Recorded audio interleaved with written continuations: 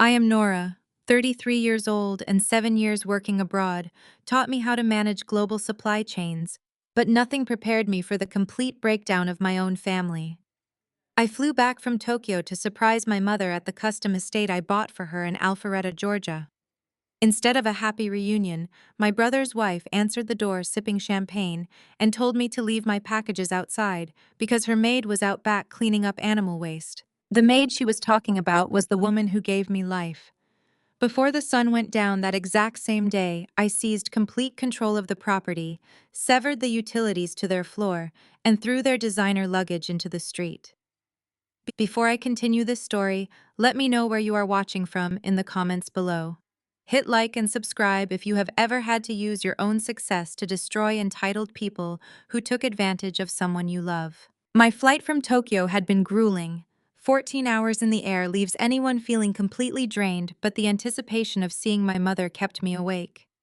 I had spent the last 7 years climbing the corporate ladder in Dubai and Tokyo, securing my position as an international supply chain director. My career required immense sacrifice, missing holidays, birthdays, and family milestones, but I made that sacrifice for a reason. I wanted to retire my mother Helen. 5 years ago, I used the profits from a major corporate buyout to purchase a stunning $800,000 mansion in a highly exclusive neighborhood in Alpharetta. I bought it completely in cash under a limited liability company I legally owned. It was supposed to be her sanctuary. My brother Jason and his wife Jada had moved in shortly after, claiming they wanted to help take care of the sprawling property and keep our mother company. Since I was overseas, I thought having family around her was a blessing. I sent $3,000 every single month to cover groceries, property taxes, and any extra help she might need. I imagined my mother spending her golden years sipping tea on the veranda, reading books in the sunroom, and finally enjoying the luxury she had been denied her entire hardworking life. I pulled my rental car into the long, manicured driveway. The Georgia heat was oppressive, a suffocating 95 degrees that made the air shimmer above the asphalt. The estate looked absolutely pristine from the outside. The white columns stood tall against the brick facade, and the landscaping was immaculate. I grabbed my travel duffel bag. I was wearing gray sweatpants, an oversized hoodie, and sneakers. After crossing multiple time zones, high fashion was the absolute last thing on my mind. I walked up the wide stone steps and pressed the glowing doorbell. I expected my mother to answer, maybe wearing one of the comfortable cardigans I had shipped to her for Christmas. Instead, the heavy oak door swung open to reveal a woman I barely recognized. It was Jada. I had not seen my sister-in-law in person for 7 years, and the transformation was jarring. Jada was wearing a pure silk designer robe that easily cost $400. Her hair was perfectly styled in voluminous waves, and her makeup was flawlessly contoured for a camera. In her left hand, she casually held a crystal flute filled with a bright orange mimosa. She looked me up and down with an expression of intense disgust, completely failing to recognize the sister-in-law she had only ever spoken to through occasional heavily filtered video calls. Her eyes scanned my baggy sweatpants and tired face. She did not see a highly successful corporate director. She saw a delivery driver. Jada sighed dramatically, rolling her eyes as if my mere presence on her doorstep was a personal insult. "I do not know why you people keep ringing the doorbell." Jada snapped, her tone dripping with unearned superiority. "The delivery instructions clearly say to leave the packages on the side porch. You are ruining the lighting for my morning routine livestream." I stood there momentarily paralyzed by her sheer audacity. The heavy scent of expensive perfume wafted from her, mixing uncomfortably with the stagnant humidity of the Georgia morning. "I am not a delivery driver," I said, my voice dangerously calm. "I am looking for Helen. Is she inside?" Jada huffed, shifting her weight and taking a slow, deliberate sip of her mimosa. Her manicured acrylic nails tapped against the crystal glass. "No, the maid is out back." Jada replied casually, entirely oblivious to the incoming storm she had just provoked. "She is cleaning up dog crap near the pool. And honestly, she is too slow today, so she cannot come to the door right now. Just leave whatever you brought and go. My followers are waiting for my luxury lifestyle update, and you are literally standing in my shot." The words hung in the suffocating heat. The maid. She had just referred to my own mother, the woman whose house this legally was, as the maid. A cold, calculating fury ignited deep inside my chest. This was not a misunderstanding. This was systemic, comfortable abuse. Jada reached out to slam the heavy oak door in my face. She never got the chance. I did not raise my voice, and I did not argue. I simply dropped my heavy duffel bag directly onto her expensive suede slippers. Jada shrieked, jumping backward and spilling her mimosa down the front of her pristine silk robe. Before she could recover her balance or scream for help, I pushed forcefully past her and stepped into the grand foyer of my own house. The marble floors gleamed, and the air conditioning blasted against my face. My mother was out there in the dangerous heat, treated like a servant. The time for being polite was now completely over. I ignored Jada screaming behind me. Her shrill voice echoed against the imported Italian marble of the foyer, demanding that I stop, but I completely tuned her out. My heavy boots struck the floor with a steady, purposeful rhythm. The house I had painstakingly selected and purchased from thousands of miles away was breathtaking, but it felt entirely alien. Every surface sparkled with obsessive cleanliness. Massive crystal chandeliers hung from the vaulted ceilings, casting fractured light across expensive modern art pieces I had certainly never bought. The sheer excess was sickening when paired with what Jada had just said. I moved with singular purpose, bypassing the sprawling formal dining room and the custom chef kitchen with its double islands and pristine quartz countertops. The central air conditioning hummed powerfully, keeping the cavernous interior at a perfectly chilled 70 degrees. Yet, the woman I had bought this very house to protect was outside. I reached the massive sliding glass doors that opened to the rear patio. I grabbed the brushed steel handle and shoved the heavy glass aside. The blast of the Georgia summer hit me like a physical blow. The transition from the chilled luxury of the interior to the blistering 95-degree afternoon was violent. The air was thick, humid, and suffocating. It pressed down on my shoulders and filled my lungs with heavy, stagnant heat. The glare of the afternoon sun bounced aggressively off the sparkling blue surface of the massive infinity pool. Everything back here screamed wealth. The expensive teak lounge chairs, the built-in outdoor kitchen, the pristine flower beds bursting with vibrant color. I stepped out onto the travertine patio, my eyes scanning the expansive, perfectly manicured lawn. Past the luxurious seating areas and the pristine water, I searched for the only person who mattered.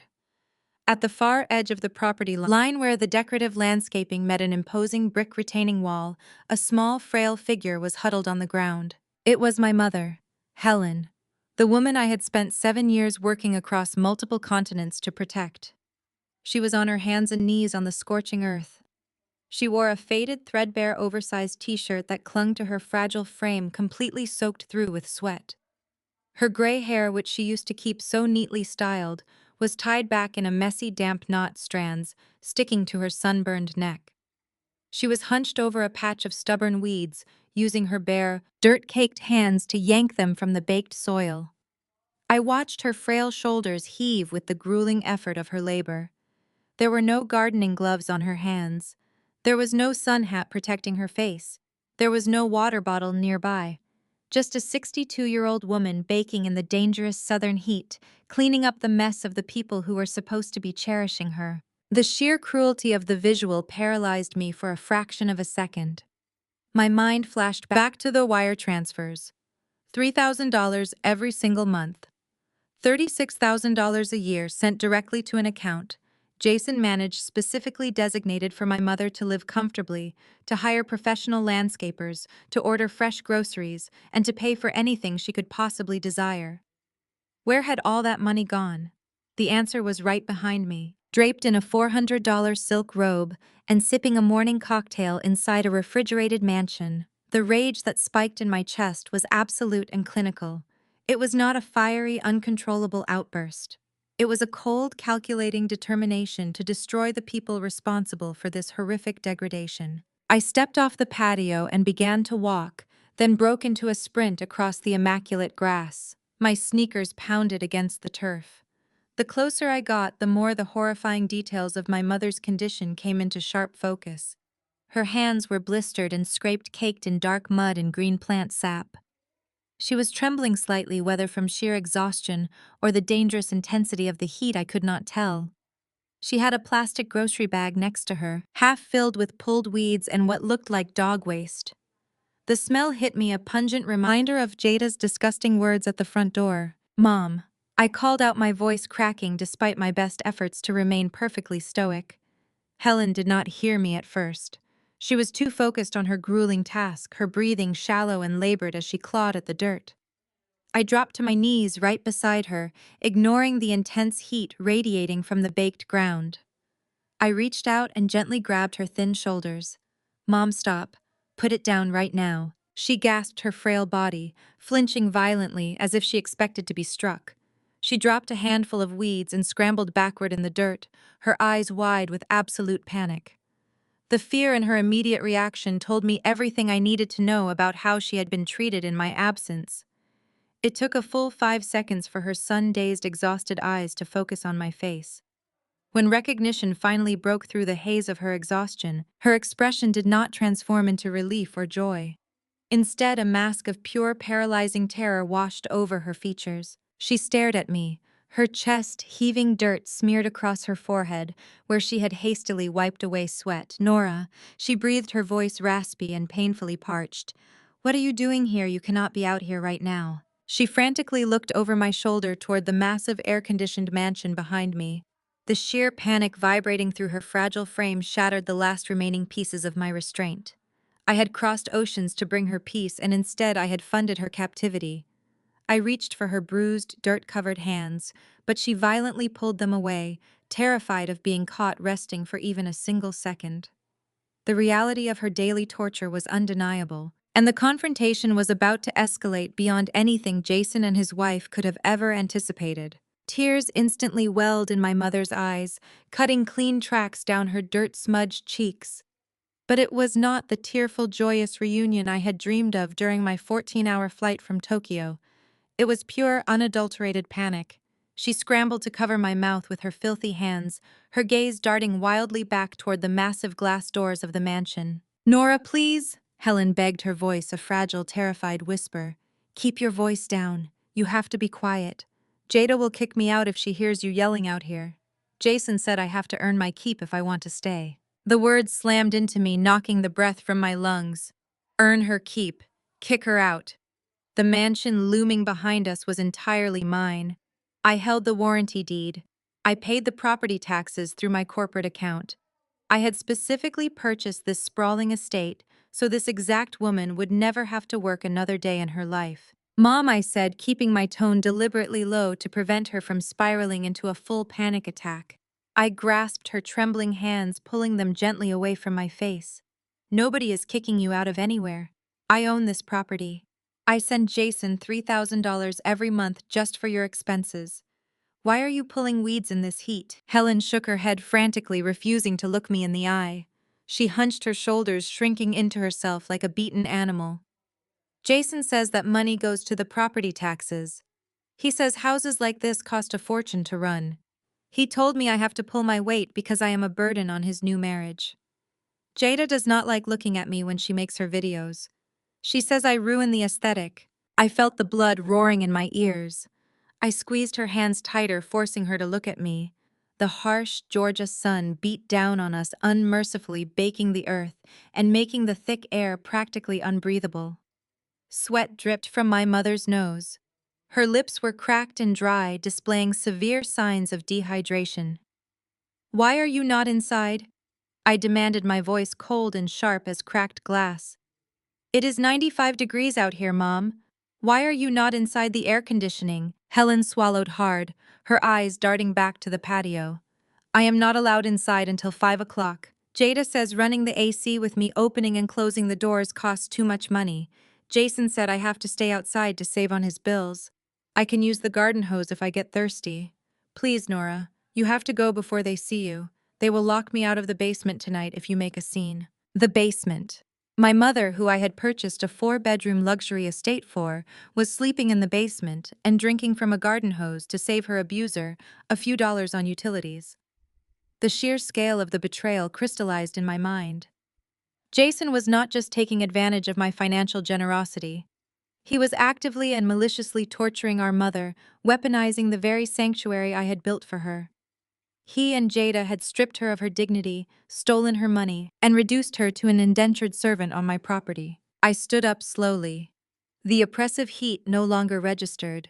The exhaustion from crossing multiple time zones completely vanished, replaced by an icy adrenaline-fueled focus. I did not scream. I did not cry.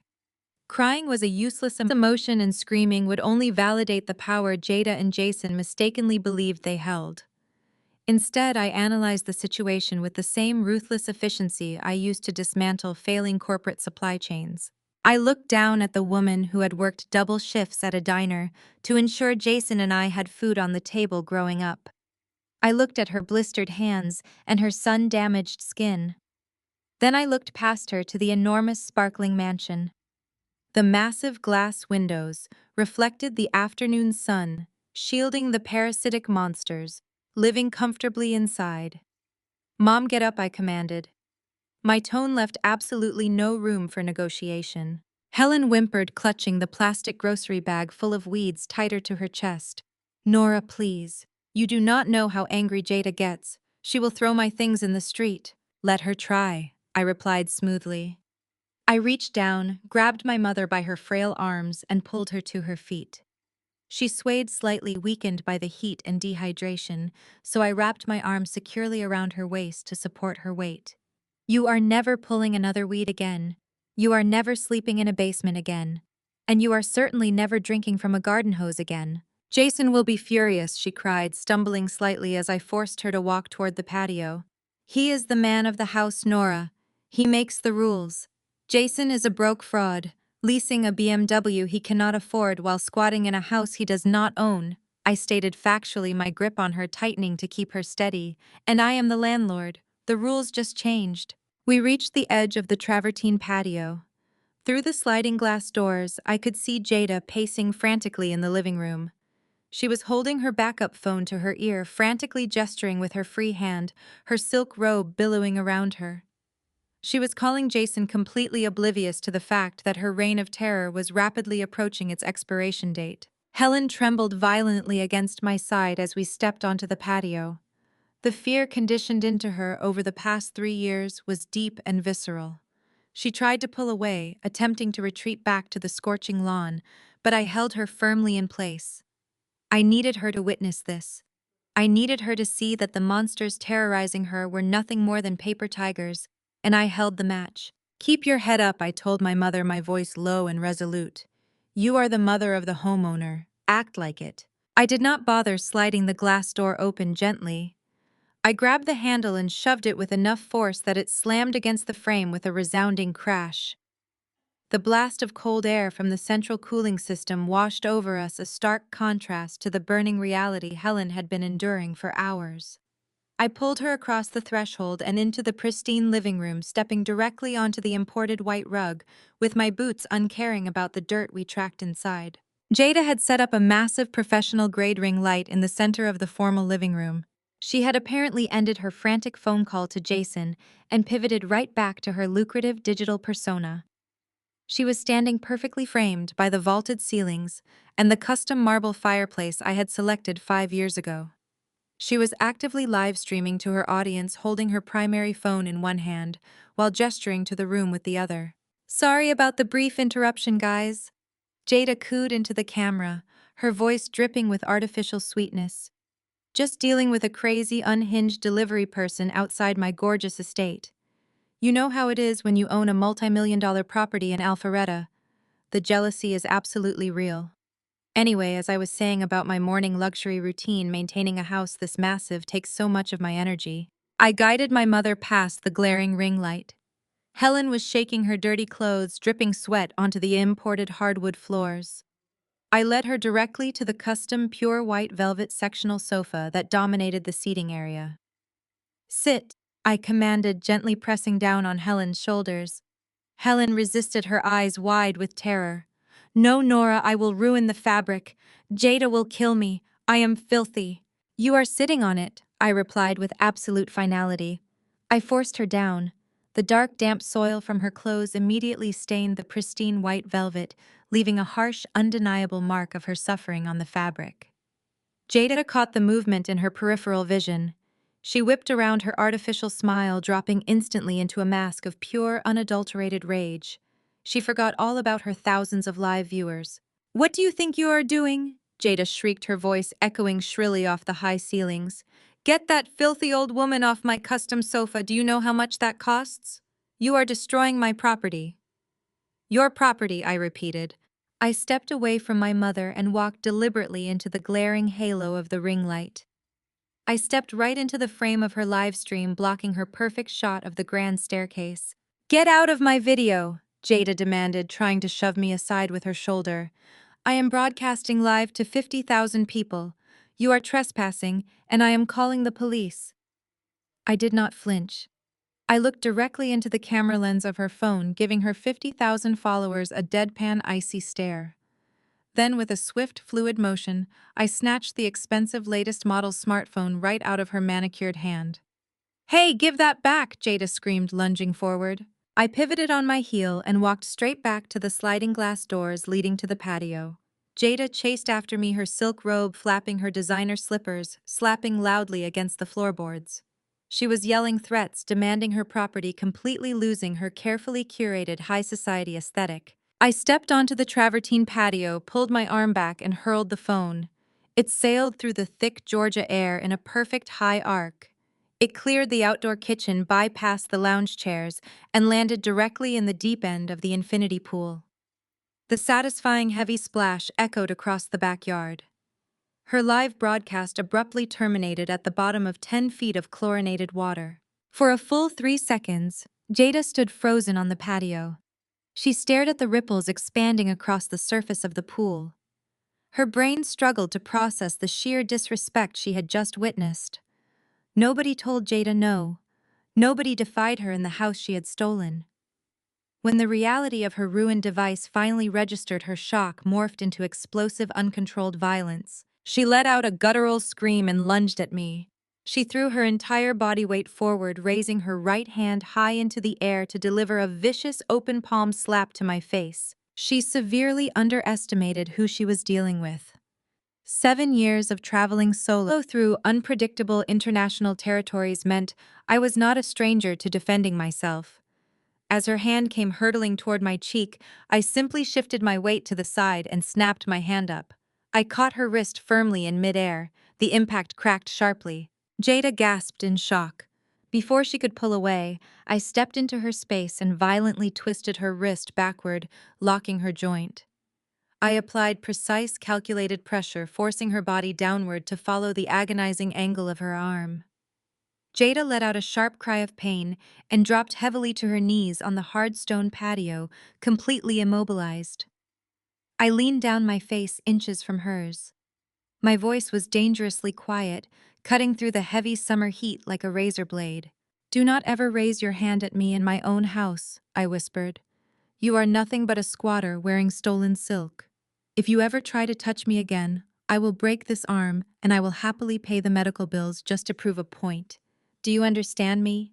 Jada whined, in pain, tears of humiliation springing to her eyes. She nodded frantically, unable to form words. I released her wrist and shoved her backward. She collapsed onto the patio, her expensive robe tangling around her legs. She scrambled away from me like a frightened crab, retreating back into the air-conditioned safety of the living room. Her arrogance was completely shattered, replaced by the chaotic desperation of a cornered animal. She scrambled to the coffee table and snatched up her backup phone, the one she had been pacing with earlier. Her hands were shaking violently as she dialed. She held the phone to her ear, staring at me with wide, furious eyes from across the room. "Jason, Jason, get home right now!" Jada screamed into the receiver the second the call connected. She was hyperventilating, playing the victim with terrifying speed. "There is a psycho attacking me in our house. She threw my phone in the pool. She grabbed me. She ruined the sofa. Get here right now." I stood in the doorway, completely unbothered by her frantic performance. I walked over to the kitchen island, poured a glass of cold filtered water from the refrigerator, and brought it over to my mother. Helen drank it greedily, her hands still trembling against the glass. I turned back to Jada, who was still sobbing hysterically into her phone, demanding that Jason rush home to protect her. I crossed my arms and offered her a cold, empty smile. "Tell him to drive fast," I said loudly, making sure my voice carried clearly over the phone line so my brother could hear every single word. "And tell him to bring plenty of heavy-duty garbage bags. I have a massive amount of trash to throw out today." The house fell into a tense, vibrating silence, broken only by Jada's ragged breathing and the steady hum of the central cooling system. The battle lines were officially drawn. I had fired the first shot, and I was fully prepared to burn their entire fraudulent reality to the ground. I turned my back on Jada, who was currently curled into the far corner of the living room, frantically typing on her backup phone with trembling fingers. Her expensive mascara was smudged, her silk robe disheveled and stained with pool water. I had completely neutralized her physical threat, and now it was time to systematically assess the structural damage to my property. I knelt in front of my mother. Helen had finished the glass of cold water, but still gripped it with white knuckles. The white velvet sofa beneath her was permanently stained with dark soil, a stark visual representation of the corruption infecting this house. "Mom," I said, my voice softening just enough for her but maintaining its authoritative, unyielding edge. "Show me your room. I want to see exactly where you have been sleeping." Helen shrank back into the plush cushions. She shook her head, her eyes darting nervously toward the grand curved staircase that led to the expansive second floor. "Nora, please, it is fine. I do not mind it. It is cool down there at night." "Down where?" I asked. The question was a sharp clinical pivot. I had purchased a 5-bedroom estate. There was absolutely no logical reason for my mother to be sleeping anywhere but the sprawling master suite on the second floor, which I had explicitly designated for her comfort when I signed the closing documents 5 years ago. Helen refused to answer. She just stared at her dirt-caked hands, shivering slightly despite the warmth of the room. "Get up," I instructed, taking the empty glass from her shaking grip and setting it firmly on the marble coffee table. "We are going upstairs. I want a full tour of my property right now." "I am not allowed upstairs," Helen whispered, genuine fear lacing her fragile tone. "Jada says I track dust onto the carpets. She says I ruin the aesthetic. I have not been allowed up there in 2 whole years." 2 years. My mother had been banished from the upper levels of her own sanctuary for 2 entire years. I grabbed her hand and pulled her to her feet. "You are allowed anywhere you want. Walk with me."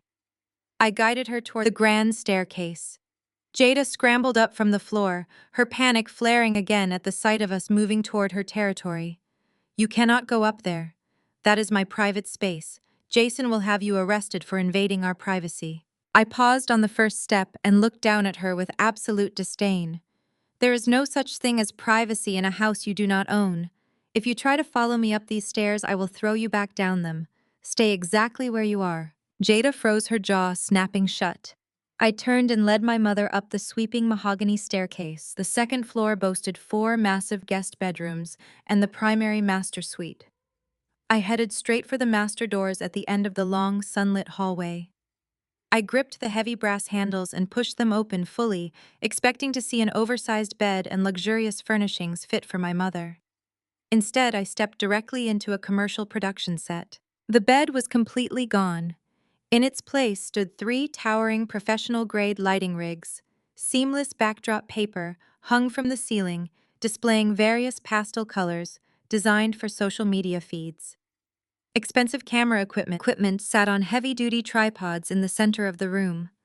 The custom walk-in closet doors had been ripped off their hinges to create an open-concept staging area filled with beauty products, promotional packages, and branding materials. Jada had completely gutted the primary suite to build a dedicated Instagram filming studio. I walked back out to the hallway and kicked open the door to the first guest bedroom.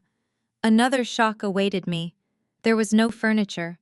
The entire room had been transformed into a monstrous closet. Industrial rolling racks lined the walls, sagging under the immense weight of hundreds of designer dresses, fur coats, and silk garments. The second guest bedroom next door was exactly the same, only this one was dedicated entirely to expensive handbags and rows upon rows of designer shoes displayed on custom acrylic shelving. Thousands of dollars in luxury goods, all purchased while my mother was forced outside to drink from a garden hose. Jason and Jada were living like A-list celebrities on a budget of stolen money and extreme elder exploitation. I marched down the hall toward the final two bedrooms. As I approached, I noticed something completely out of place on a residential property. Heavy-duty commercial-grade electronic keypad locks had been installed on both bedroom doors. I grabbed the handle of the nearest door, but it was locked solid. A small laminated sign was taped to the wood above the keypad reading, "Checkout is at 11 in the morning. Please leave all used towels in the hamper provided." I stared at the sign, my brain processing the bold, staggering illegality of what I was looking at. I turned to Helen, who was hovering nervously near the top of the stairs, wringing her dirty hands. "Mom," I said, pointing directly at the electronic locks. "Who exactly is sleeping in these rooms?" Helen looked at the floor. "Strangers," she mumbled. "Jada puts the rooms on the internet. Different people come every few days. Sometimes they are loud and throw parties. Jason gives them a code to the front door so they can come and go whenever they please." My jaw locked. An illegal transient rental. They were running an unlicensed, unregulated hotel out of a property zoned strictly for single-family residential use. They were giving complete strangers unfettered access to the estate, handing out entry codes, and bringing a constant rotation of unknown individuals into the same house where my vulnerable elderly mother lived. The physical danger to her was immense, and the legal liability they had exposed my company to was astronomical. I stood in the center of the hallway, surrounded by the physical evidence of their absolute greed. They had stolen my mother's home, transformed her living spaces into vanity projects, and monetized the remaining bedrooms for illicit profit. Every single square foot of the upper floor had been weaponized for their financial gain and narcissistic pleasure. I walked slowly back to the top of the stairs, my eyes locking onto Helen's terrified face. There was only one question left to ask.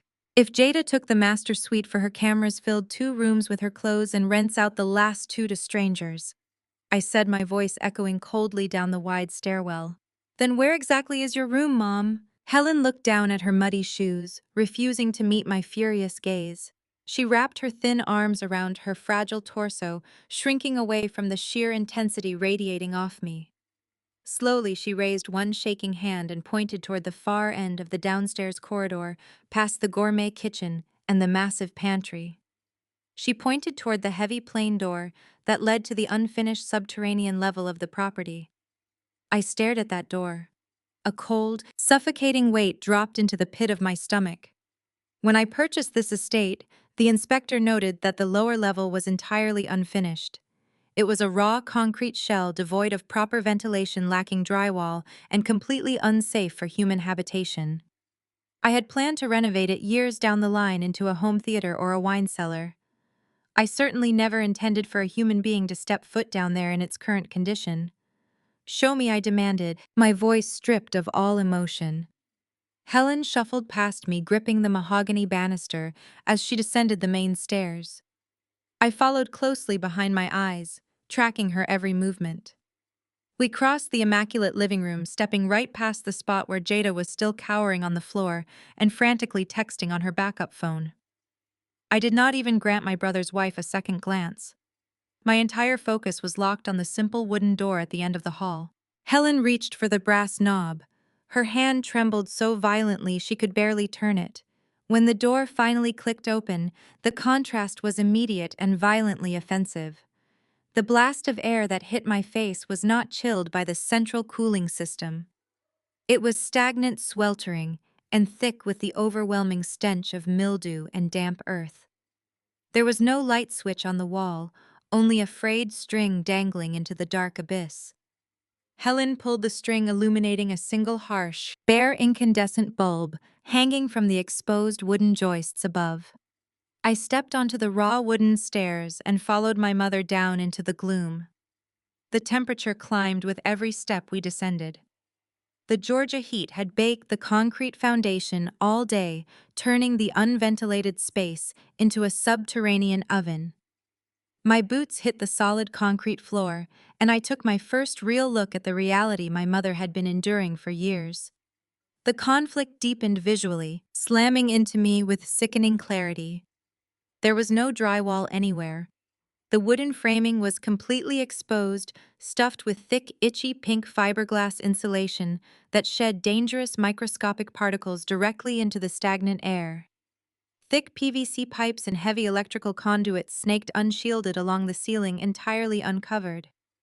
There were no windows, no natural light, and absolutely no air conditioning vents routed into this space. It was a hazardous construction zone. In the far corner of this concrete dungeon lay the most heartbreaking sight of all. Pushed directly against the raw cinder block wall was a single thin twin mattress. It was not even resting on a bed frame. It sat directly on the cold, unforgiving concrete floor. A single flat pillow and a thin pilled fleece blanket were perfectly folded on top. Next to the mattress sat an overturned plastic milk crate serving as a makeshift nightstand. On top of the crate sat a cheap battery-powered fan and a small plastic bucket half filled with murky tap water. A few of Helen's personal belongings, some faded family photographs, and a small stack of paperback books were kept inside a sealed plastic storage bin to protect them from the relentless dampness. My rage abandoned its fiery intensity. It crystallized, turning absolutely icy and razor-sharp. My mind shifted into a cold, mechanical state, instantly calculating the staggering number of legal violations I was currently witnessing. Running an illegal transient business upstairs was one thing, but forcing an elderly dependent to reside in an unfinished, unventilated hazard zone crossed a very different legal threshold. This was not just poor family dynamics. This was a severe prosecutable offense. This was systemic endangerment. I slowly turned to face my mother. She was standing next to her pathetic mattress, her head bowed in absolute shame. "Mom," I said, my voice so flat and dangerously quiet that it caused her to flinch. "Look at me." She slowly raised her head, tears cutting fresh tracks through the dirt on her face. "Every single month for the last 7 years, I have wired $3,000 from my corporate account in Tokyo directly into the joint account you share with Jason." I spoke the words with methodical, rhythmic precision. "That is $36,000 a year, over $250,000 in total. I sent that money specifically for your living expenses, your groceries, your health care, and your personal comfort. I sent it so you would never have to worry about anything ever again." I stepped closer, closing the distance between us in the suffocating heat of the basement. "Where is my money, Mom? Where exactly does that $3,000 go every month if you are sleeping on concrete and drinking from a garden hose?" Helen let out a broken, ragged sob. She covered her face with her dirt-stained hands, her shoulders shaking violently. "Jason takes it." She confessed the truth, finally tearing its way out of her throat. "He takes all of it the second the wire transfer clears." I stood perfectly still in the sweltering darkness. "Explain it to me," I commanded, refusing to let her hide behind her tears. "Jason told me the property taxes on a house this massive were astronomical." Helen choked out, her voice echoing off the raw concrete walls. "He claimed that acting as the man of the house, taking control of the finances, was the only way to survive. And he said the basement rent costs exactly $3,000 each month." I closed my eyes tightly. The harsh squeal of expensive tires skidding aggressively across the paved driveway shattered the stagnant silence of the concrete basement. The abrasive sound vibrated through the exposed wooden joists directly above our heads. Jason had arrived. A heavy car door slammed shut with violent, reverberating force. Jada had clearly communicated the absolute urgency of her destroyed phone and her bruised ego. I opened my eyes, letting the cold, mechanical rage completely override any lingering trace of familial sentiment. I did not offer my mother a comforting hug or a sympathetic pat on the shoulder. Softness would not save her right now. Ruthless, calculated action would. "Stay behind me," I instructed Helen, my tone, leaving absolutely no room for negotiation or debate. "Do not speak to him. Do not apologize to him. Do not even look at him. You are going to stand there and watch me dismantle his entire manufactured existence." I marched up the raw wooden stairs, my heavy boots striking each plank with sharp, deliberate force. Helen followed closely behind me, her ragged breathing the only sound competing with my echoing footsteps. I pushed open the heavy basement door and stepped back into the blindingly bright, chilled corridor of the main house. I moved straight down the hallway toward the grand foyer, through the massive glass sidelights flanking the front entrance. I caught a crystal-clear view of the vehicle, idling aggressively in my driveway. It was a pristine alpine white BMW 7 Series. The paper dealer plates were still bolted to the rear bumper, a glaring, undeniable broadcast of a high-interest, low-down payment lease agreement. Jason was playing the part of a highly successful real estate mogul, funding his luxury aesthetic and expensive car payments with the blood, sweat, and stolen cash of the frail woman cowering behind my back. The heavy oak front door flew open before I could even reach the entryway. Jason stormed over the threshold, bringing a wave of sweltering outdoor heat with him. At 36 years old, he had styled himself perfectly to match Jada's artificial high society influencer aesthetic. He wore a crisp, tailored linen suit, expensive designer sunglasses pushed back into his perfectly gelled hair, and a heavy gold watch gleaming ostentatiously on his left wrist. His face was twisted into a tight mask of righteous performative fury. Jada immediately scrambled out from her hiding spot in the formal living room. She rushed to cower behind his broad shoulders, clinging to his linen jacket, like a terrified victim seeking refuge from an unhinged monster. Jason stopped dead in his tracks the second he saw me standing squarely in the center of the imported marble foyer. For a fraction of a second, genuine shock widened his eyes. He had not expected to see the actual property owner standing between him and his terrified mother. But Jason was a master manipulator, and his survival depended entirely on controlling the narrative. The shock vanished from his features, instantly replaced by a sneering, aggressive arrogance designed to put me on the defensive. He did not ask how my flight was. He did not express an ounce of joy or surprise at seeing his only sister after 7 long years of international separation. He did not even flinch at the sight of our mother covered in dirt and sweat. Jason immediately went on the offensive, attempting to dominate the space with his booming voice. "What the hell is wrong with you, Nora?" Jason shouted, his voice echoing aggressively through the high vaulted ceilings as he pointed an accusatory finger directly at my chest. "You storm into my house after being gone for 7 years and physically assault my wife. Are you completely insane?" I stood my ground, my posture perfectly relaxed, letting his manufactured outrage crash against a solid brick wall. I did not raise my voice to match his yelling. "You have been hiding in Tokyo for nearly a decade, while we stayed here doing the actual heavy lifting." Jason continued, his volume increasing as he took a threatening step closer, trying to use his physical size to intimidate me into backing down. "We are the ones caring for Mom. We sacrificed our privacy and our peace of mind to take her in and manage her life when you abandoned her." The sheer audacity of his gaslighting was breathtaking. He was standing in a house I paid for, wearing clothes my money likely subsidized, claiming he was the martyr. "There are rules in this house," Nora. Jason snapped, his face turning red with fabricated indignation. "We run a tight ship here to maintain our lifestyle. We cannot have her tracking dirt everywhere or running up our utility bills." He glared past me, his eyes locking onto Helen, who instinctively shrank back against the wall, terrified of his booming voice. "And as for the yard work," Jason sneered, his tone dripping with absolute condescension as he justified his horrific abuse. "Hard work is good for her bones. It keeps her active and out of trouble. She needs to earn her keep if she wants to stay under my roof. You have absolutely no right to march in here and question how I manage my household or my family." I stared at the man who shared my DNA. He was so completely detached from reality, so deeply entrenched in his own grandiose delusions, that he genuinely believed he held the power in this room. He believed that speaking loudly and acting aggressively would force me to retreat and apologize. He believed he was the undisputed master of the estate. He expected me to cower, just like he had conditioned our mother to cower. Instead, I slowly reached into my heavy travel bag and retrieved a thick, sealed manila envelope. Inside rested the certified legal documents that would utterly destroy his pathetic fantasy. The time for quietly listening to his arrogant, delusional speeches was now permanently and completely over. I pulled a single sheet of paper from the manila envelope and held it up.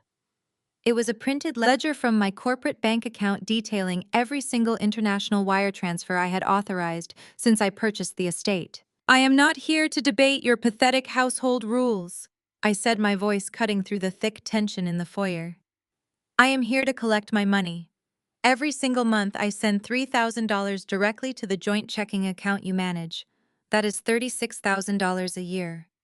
That money was specifically legally designated for Helen's living expenses.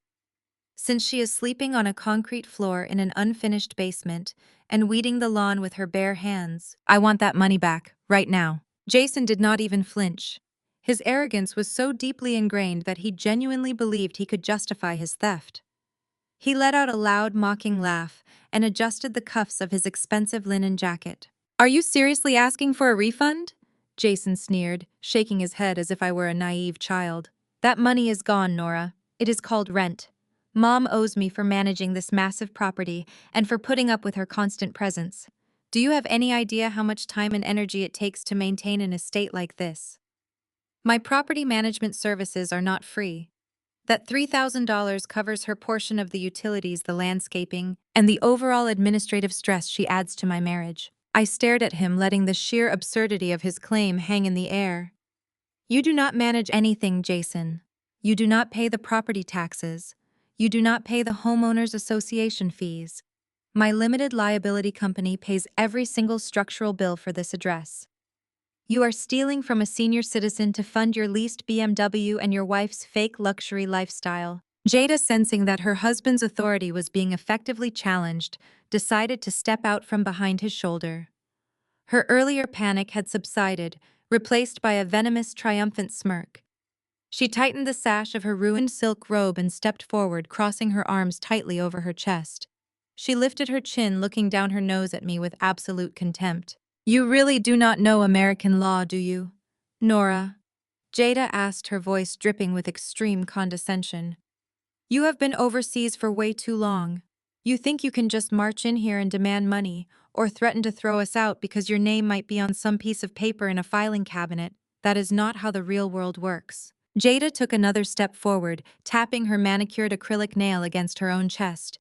"We have lived in this house for 3 consecutive years. Our mailing address is registered here. Our driver licenses are registered here.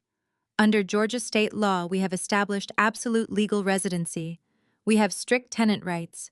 You cannot just kick us out into the street. It does not matter who bought the house or whose bank account pays the property taxes. We own this space now." She delivered her speech with the arrogant certainty of someone who had spent hours researching eviction loopholes on the internet. She thought she possessed the ultimate legal shield. She genuinely believed that simply occupying the physical space granted her absolute immunity from consequence. "Even if you tried to evict us," Jada continued, her smile widening into a malicious grin, "it would take months of court hearings. The legal fees alone would bleed you dry. And during that entire time, you would be legally forbidden from turning off the water, cutting the power, or changing a single lock on those doors. We would live here completely rent-free while you waste your time begging a judge to hear your case. So go ahead, Nora. Call your lawyers. Call the police. See how far that gets you." Jason chuckled, wrapping a protective, validating arm around his wife's waist. "She is right, Nora. You played yourself. You bought a house and handed us the keys. We are protected tenants. You have zero power here. If you want us out, you can pay us a massive relocation settlement. Until then, you can turn right around, get back in your rental car, and fly back to Tokyo. Leave the property management to the adults." The silence in the foyer was absolute. Helen whimpered softly behind me, completely crushed by Jada's aggressive legal threats. She believed them. She believed that Jason and Jada had somehow outsmarted the system and secured their parasitic existence forever. I looked at Jada's smug, triumphant face. I looked at Jason's arrogant, mocking stance. They had completely laid out their legal defense. They had openly admitted their strategy. They were weaponizing tenant protection laws designed for honest renters, twisting them to justify squatting in a luxury mansion and financially abusing an elderly woman. They thought they had checkmated me. They thought they held the ultimate trump card, but they had just made a catastrophic foundational mistake by explicitly claiming tenant rights while simultaneously admitting they withheld rent and utilized the property for unsanctioned business purposes. They had walked directly into a devastating legal trap. Tenant rights, I repeated slowly, letting the two words roll off my tongue. I offered them a cold, hollow smile that did not reach my eyes. That is a fascinating legal theory, Jada. It truly is. You are relying on a system designed to protect residential leaseholders. But you seem to have forgotten one crucial, unalterable detail about Georgia real estate law. Jada scoffed, dismissing my words with a wave of her hand. Save your breath. You are just mad because you know I am right. We know our rights. I did not break eye contact.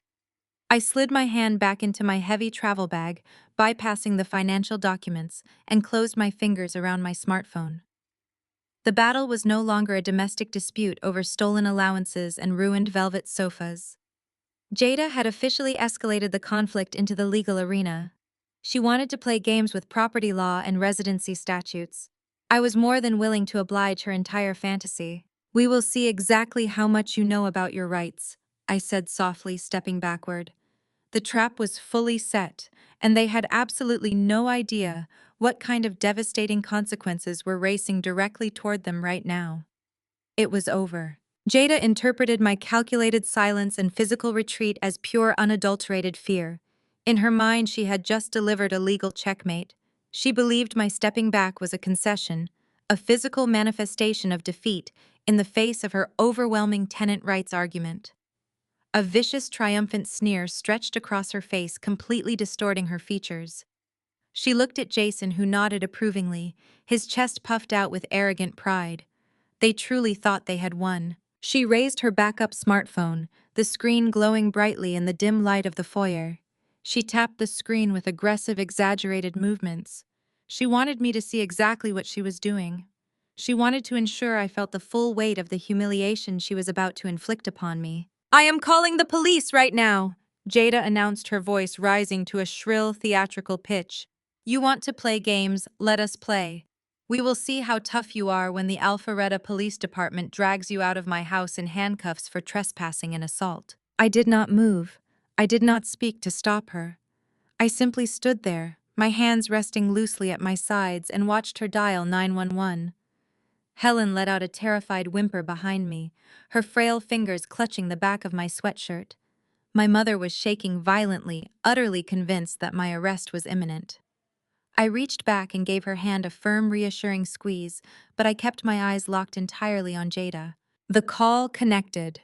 The transformation Jada underwent in that split second was nothing short of a masterclass in manipulation. The arrogant, aggressive squatter vanished instantly. In her place, a terrified, hysterical victim materialized. Jada let out a piercing, manufactured sob that echoed off the marble floors and vaulted ceilings. "Please, you have to help me," Jada cried into the phone, her voice trembling with perfectly executed panic. "There is an intruder in my house. A violent woman just broke into our property.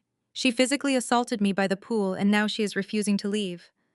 My husband and I are terrified.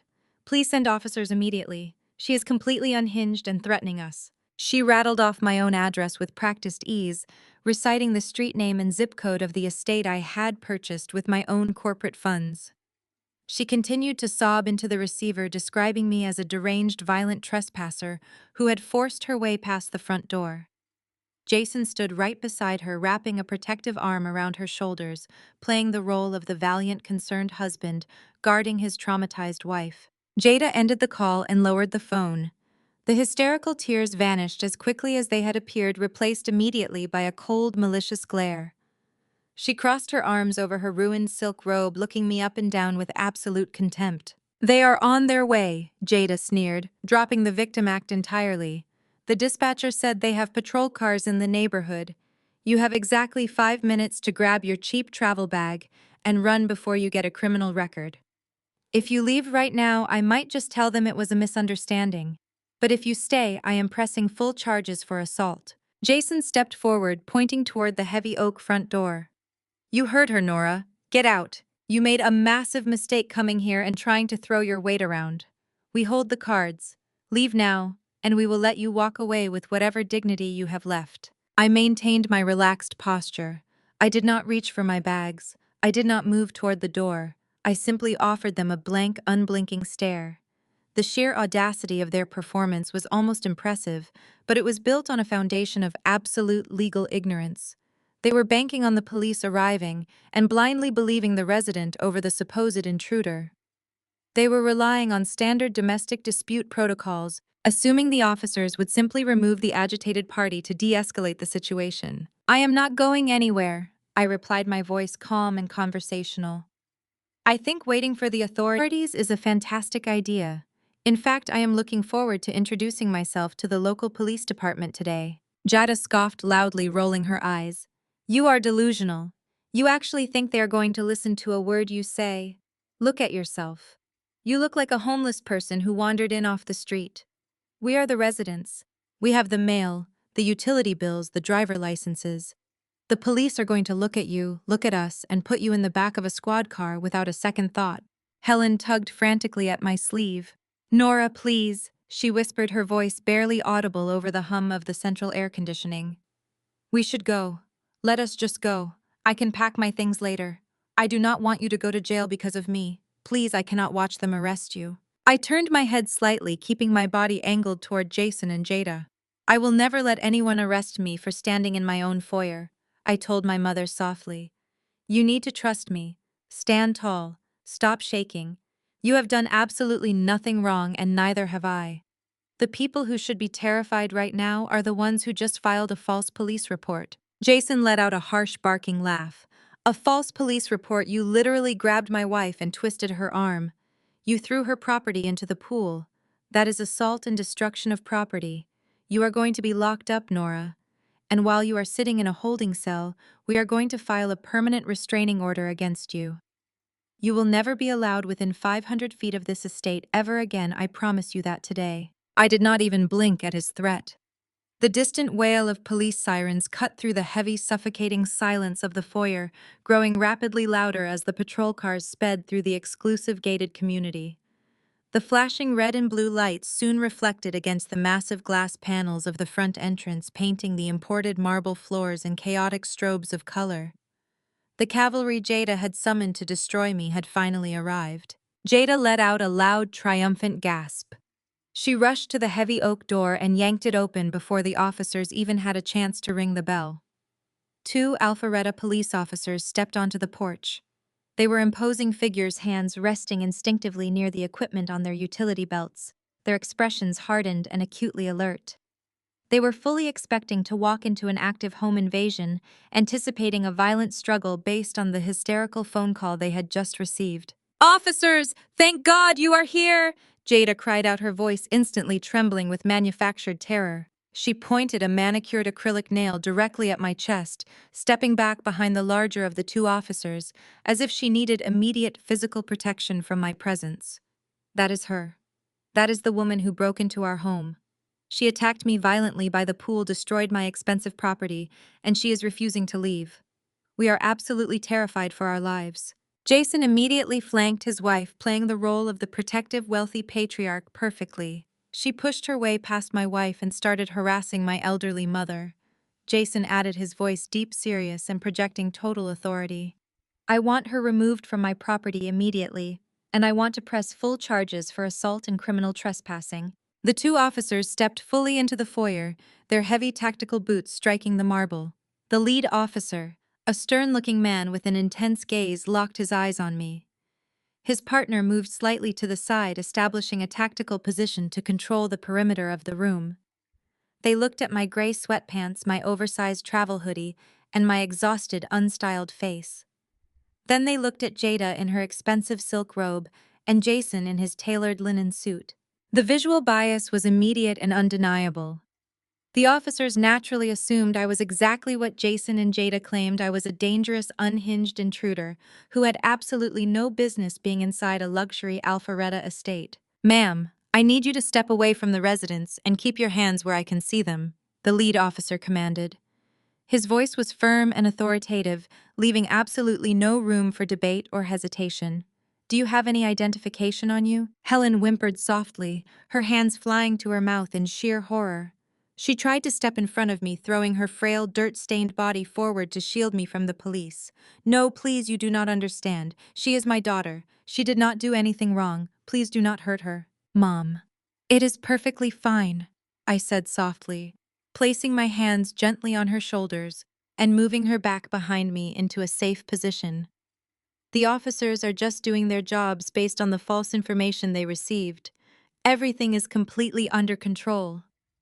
I turned my attention back to the lead officer. I kept my movements deliberately slow and clearly telegraphed, ensuring I did not trigger any defensive escalated reactions from law enforcement. I have my state identification officer, I said, my voice completely devoid of panic, anger, or fear. It is inside my travel bag right here on the floor. I also have a portfolio of legal documents inside this bag that you are going to want to carefully review before you make any decisions about who is actually trespassing on this property today. Jason scoffed loudly, crossing his arms aggressively over his chest. Do not listen to her lies, officer. She is a lunatic just trying to stall. Get her out of my house and put her in handcuffs. Sir, let me handle this, the officer replied sharply, holding a flat hand up to silence my brother's arrogant demands. The officer turned back to me, his stance slightly relaxed, but still cautious, and gave a curt nod. Slowly retrieve your identification, ma'am. I knelt down and unzipped my heavy travel duffel bag.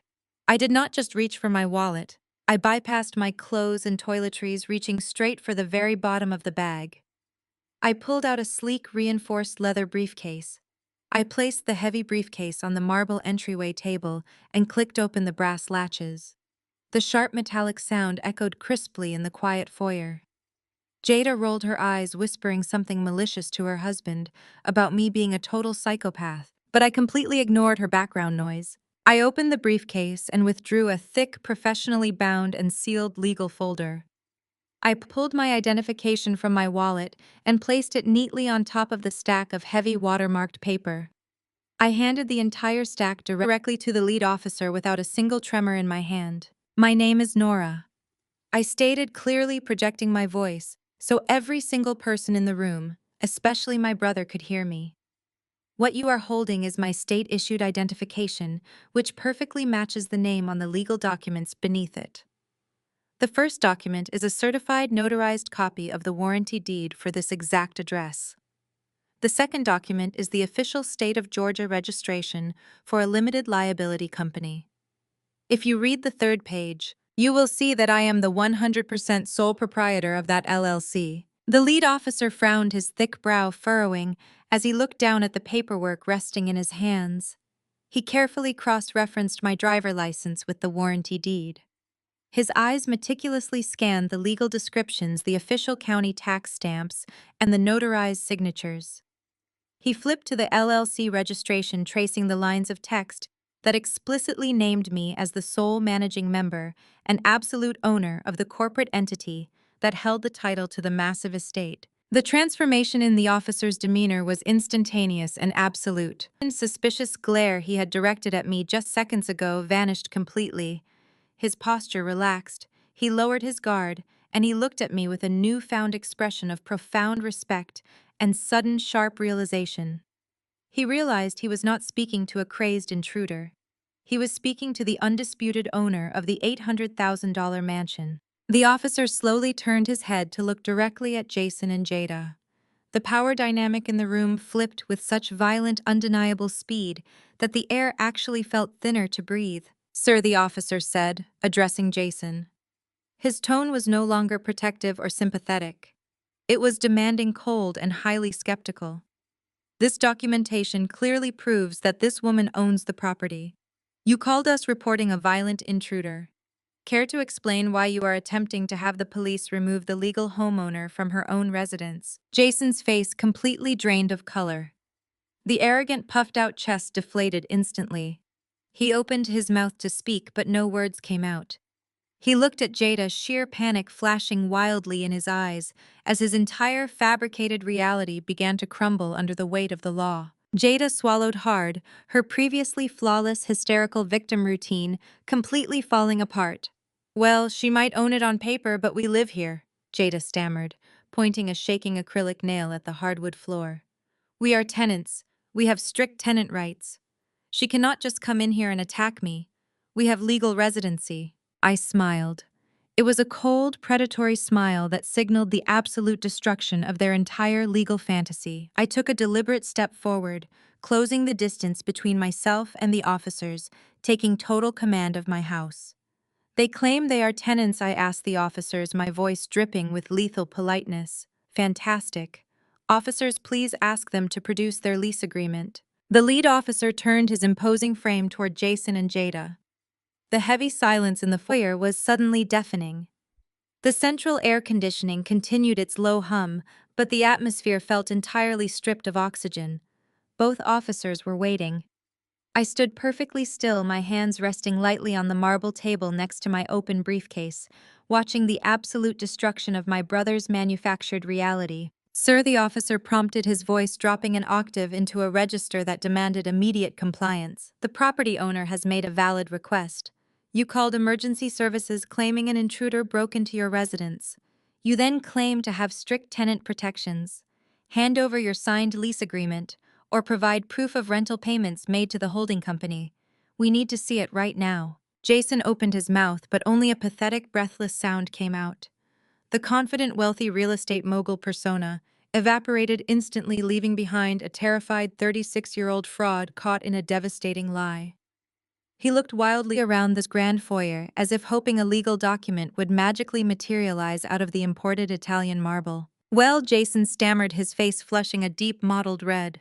We do not have a physical piece of paper. It is a family arrangement. Nora is my sister. We had a verbal agreement that my wife and I would live here to take care of our mother. We do not pay traditional rent because we provide vital property management services. I did not let him finish that ridiculous fabricated narrative. That is a complete fabrication. I interrupted, my voice slicing through his pathetic defense with clinical precision. I never made any verbal agreement with you. I purchased this property 5 years ago specifically for my mother. You and your wife invited yourselves in and refused to leave. Furthermore, I just demonstrated that my mother is sleeping on a concrete floor in the unfinished basement without air conditioning while you occupy the upper levels. You provide absolutely zero property management services. You are an uninvited guest. Jada panicked. The reality of the police officers glaring at her husband finally broke through her thick shell of arrogance. She stepped forward frantically, waving her hands, her silk robe slipping off her shoulder. Wait, no, that is not how this works, Jada cried out, her voice cracking with desperate, high-pitched anxiety. We receive our mail here. Amazon delivers our packages here. My influencer PR boxes come to this address. We are legal residents. You cannot just arrest us. We have rights. We have lived here for 3 years. The second officer, who had remained quiet while securing the perimeter, finally spoke up. Receiving mail does not automatically make you a legal tenant holding a valid lease, ma'am. Especially not when you just admitted to calling 911 to report the actual property owner as a violent intruder. You deliberately weaponized a police response to illegally remove the homeowner. The lead officer took a step closer to Jason. His hand rested purposefully on his utility belt. The stern, unforgiving glare he directed at my brother made Jason physically shrink back against the wall. Listen to me very carefully. The officer warned, his tone dangerously low and completely devoid of any remaining patience. You dialed emergency services and reported an active home invasion. You tied up city resources and sent multiple patrol cars running lights and sirens through a residential neighborhood. When we arrived, you pointed at the sole legal owner of this estate and demanded we put her in handcuffs. You lied to my face. You claimed tenant rights, yet you have zero proof of a lease, zero proof of rent paid to her corporation, and zero legal standing to dictate who enters this building. Jason swallowed hard, sweat beginning to bead on his forehead. Officer, please, it was just a misunderstanding. We were scared. She showed up unannounced. The officer leaned in, entirely unamused by the cowardly backpedaling. Do not interrupt me. She is the legal owner. She holds the deed. She holds the corporate paperwork. You have absolutely nothing. You are the ones at risk of criminal trespassing right now. If she formally asks you to leave this property and you refuse, you are committing a crime. If I find out you intentionally filed a false police report to harass the legal homeowner, I will personally put you in the back of my cruiser and book you into the county jail. Do you understand me? Jason nodded frantically, his eyes wide with absolute terror. Yes, sir. I understand. Jade let out a strangled sob. The sheer humiliation of being scolded like a criminal in the middle of her supposedly luxurious foyer was too much for her fragile image-obsessed ego. She clutched her husband's arm, her perfectly manicured nails digging into his expensive linen jacket. Jason, do something! Jada hissed through her teeth, completely losing her grip on reality. Tell them they have to leave. Call our lawyer. We cannot let her do this to us. My followers are going to find out. Jason violently yanked his arm away from his wife. Shut up, Jada, he snapped, his voice trembling with unchecked panic. Just shut up before you get us both arrested. I stood perfectly still, letting them turn on each other. A house built on lies and stolen money always collapses inward at the first sign of structural pressure. I looked past the pathetic, terrified couple and caught my mother's eye. Helen was still standing near the staircase, gripping the mahogany banister for support. She was watching her abusive son cower in fear. She was watching the arrogant, cruel woman who had banished her to a sweltering basement, sobbing in pure panic. For the first time in 3 years, the oppressive, terrifying grip Jason and Jada held over my mother was publicly shattered. The lead officer turned back to me, his expression softening just a fraction, returning to a respectful professional demeanor. Ma'am, since they do receive mail here and have established a physical presence over a long period, removing them today is legally complicated. Without a signed lease, they are considered tenants at will under Georgia civil law. We cannot physically drag them out right this second without a court order unless they commit a direct crime in our presence. It is a civil matter. You will need to formally evict them through the county court system. Jada heard the officer's words. Despite her tears and the severe warning she had just received, a twisted, desperate spark of vindication flared in her eyes. She grasped onto the legal loophole like a drowning woman clinging to a life raft. Did you hear that? Jada sneered, wiping her ruined mascara with the back of her hand, her voice shaking but defiant. It is a civil matter. They cannot arrest us. They cannot make us leave today. You still have to take us to court, Nora. Jason straightened his jacket, trying desperately to salvage a tiny fraction of his destroyed masculine pride. The police just said it themselves. We are tenants at will. You have to give us 30 days' notice. You cannot touch us, and you cannot touch our things. We are staying right here. I looked at the officers, giving them a polite, acknowledging nod. Thank you for your time, officers. I appreciate you coming out and verifying the legal ownership of this property. I will handle the civil matters from here. The officers nodded, warning Jason one last time to keep the peace before they turned and walked out the heavy oak front doors. The second the door clicked shut, the temporary protection of law enforcement vanished. It was just me, my mother, and the two parasites infesting my home. Jada let out a loud, mocking laugh, her confidence inflating the moment the police cruisers pulled away. You really thought you did something there, did you not? You thought you could just flash some paperwork and have us thrown on the street? Now you have to pay the property taxes while we live here rent-free for another month. I reached into my briefcase and slowly closed the brass latches. I did not raise my voice. I did not show an ounce of frustration. I just smiled, a cold, calculated expression that made Jason take an involuntary step backward. I was about to execute a legal maneuver they could not possibly comprehend. The police cruisers had barely disappeared past the wrought iron gates before Jada completely dropped her victim act. The heavy oak front door was securely shut, sealing us inside the sprawling foyer. The silence that followed the officer's departure lasted exactly 5 seconds. Then Jada erupted. She threw her head back and let out a shrill, triumphant, mocking laugh that echoed harshly against the imported crystal chandeliers. She had heard the words civil matter and 30 days' notice, and in her financially illiterate mind, she had just won the lottery. Did you hear that? Jada shrieked, pacing across the imported marble floor. Her silk robe billowed behind her as she gestured wildly. The police cannot touch us. You have to house us for another 30 days. You literally have to pay for the roof over my head for an entire month while you beg a judge to sign a piece of paper. Jason smirked, leaning against the grand staircase. He crossed his arms over his tailored linen suit, his chest puffing out with renewed, arrogant confidence. The absolute terror he displayed in front of the police was entirely gone. "You thought you were so smart," Nora Jason sneered. "You thought you could fly in from Tokyo, flash a deed, and play dictator. But you do not know how the system works.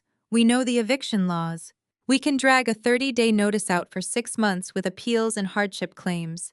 You are going to be paying the property taxes and the utility bills for a very long time while we live here completely rent-free." Jada stopped pacing and marched directly up to me.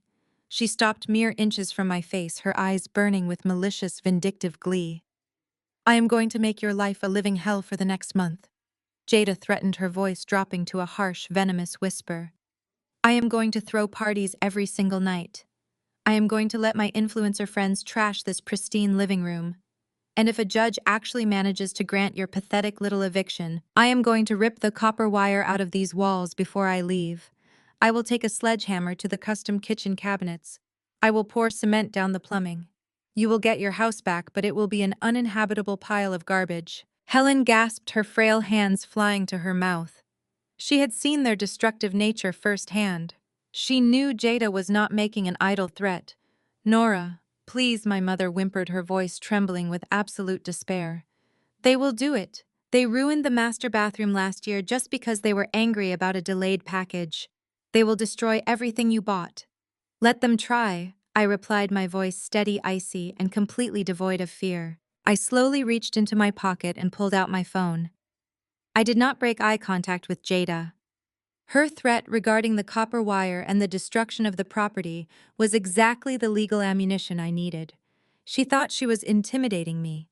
In reality, she was meticulously digging her own grave and handing me the shovel. "You think destroying a multi-million-dollar property is a clever strategy?" I asked, my tone conversational, as if we were discussing the weather. "You just explicitly threatened felony property damage in front of 2 witnesses. But honestly, Jada, I am not worried about the copper wiring. You are not going to be here long enough to find a pair of pliers." Jason laughed, a harsh, grating sound. "Are you deaf, Nora? The cops just told you how it works. You have to go to the county courthouse, file a formal eviction notice, wait for a process server, and then wait 30 days. There is absolutely nothing you can do tonight except pack your cheap travel bag and find a hotel." I walked past Jason, completely ignoring his arrogant posturing, and guided Helen to the pristine white velvet sofa. I sat her down gently.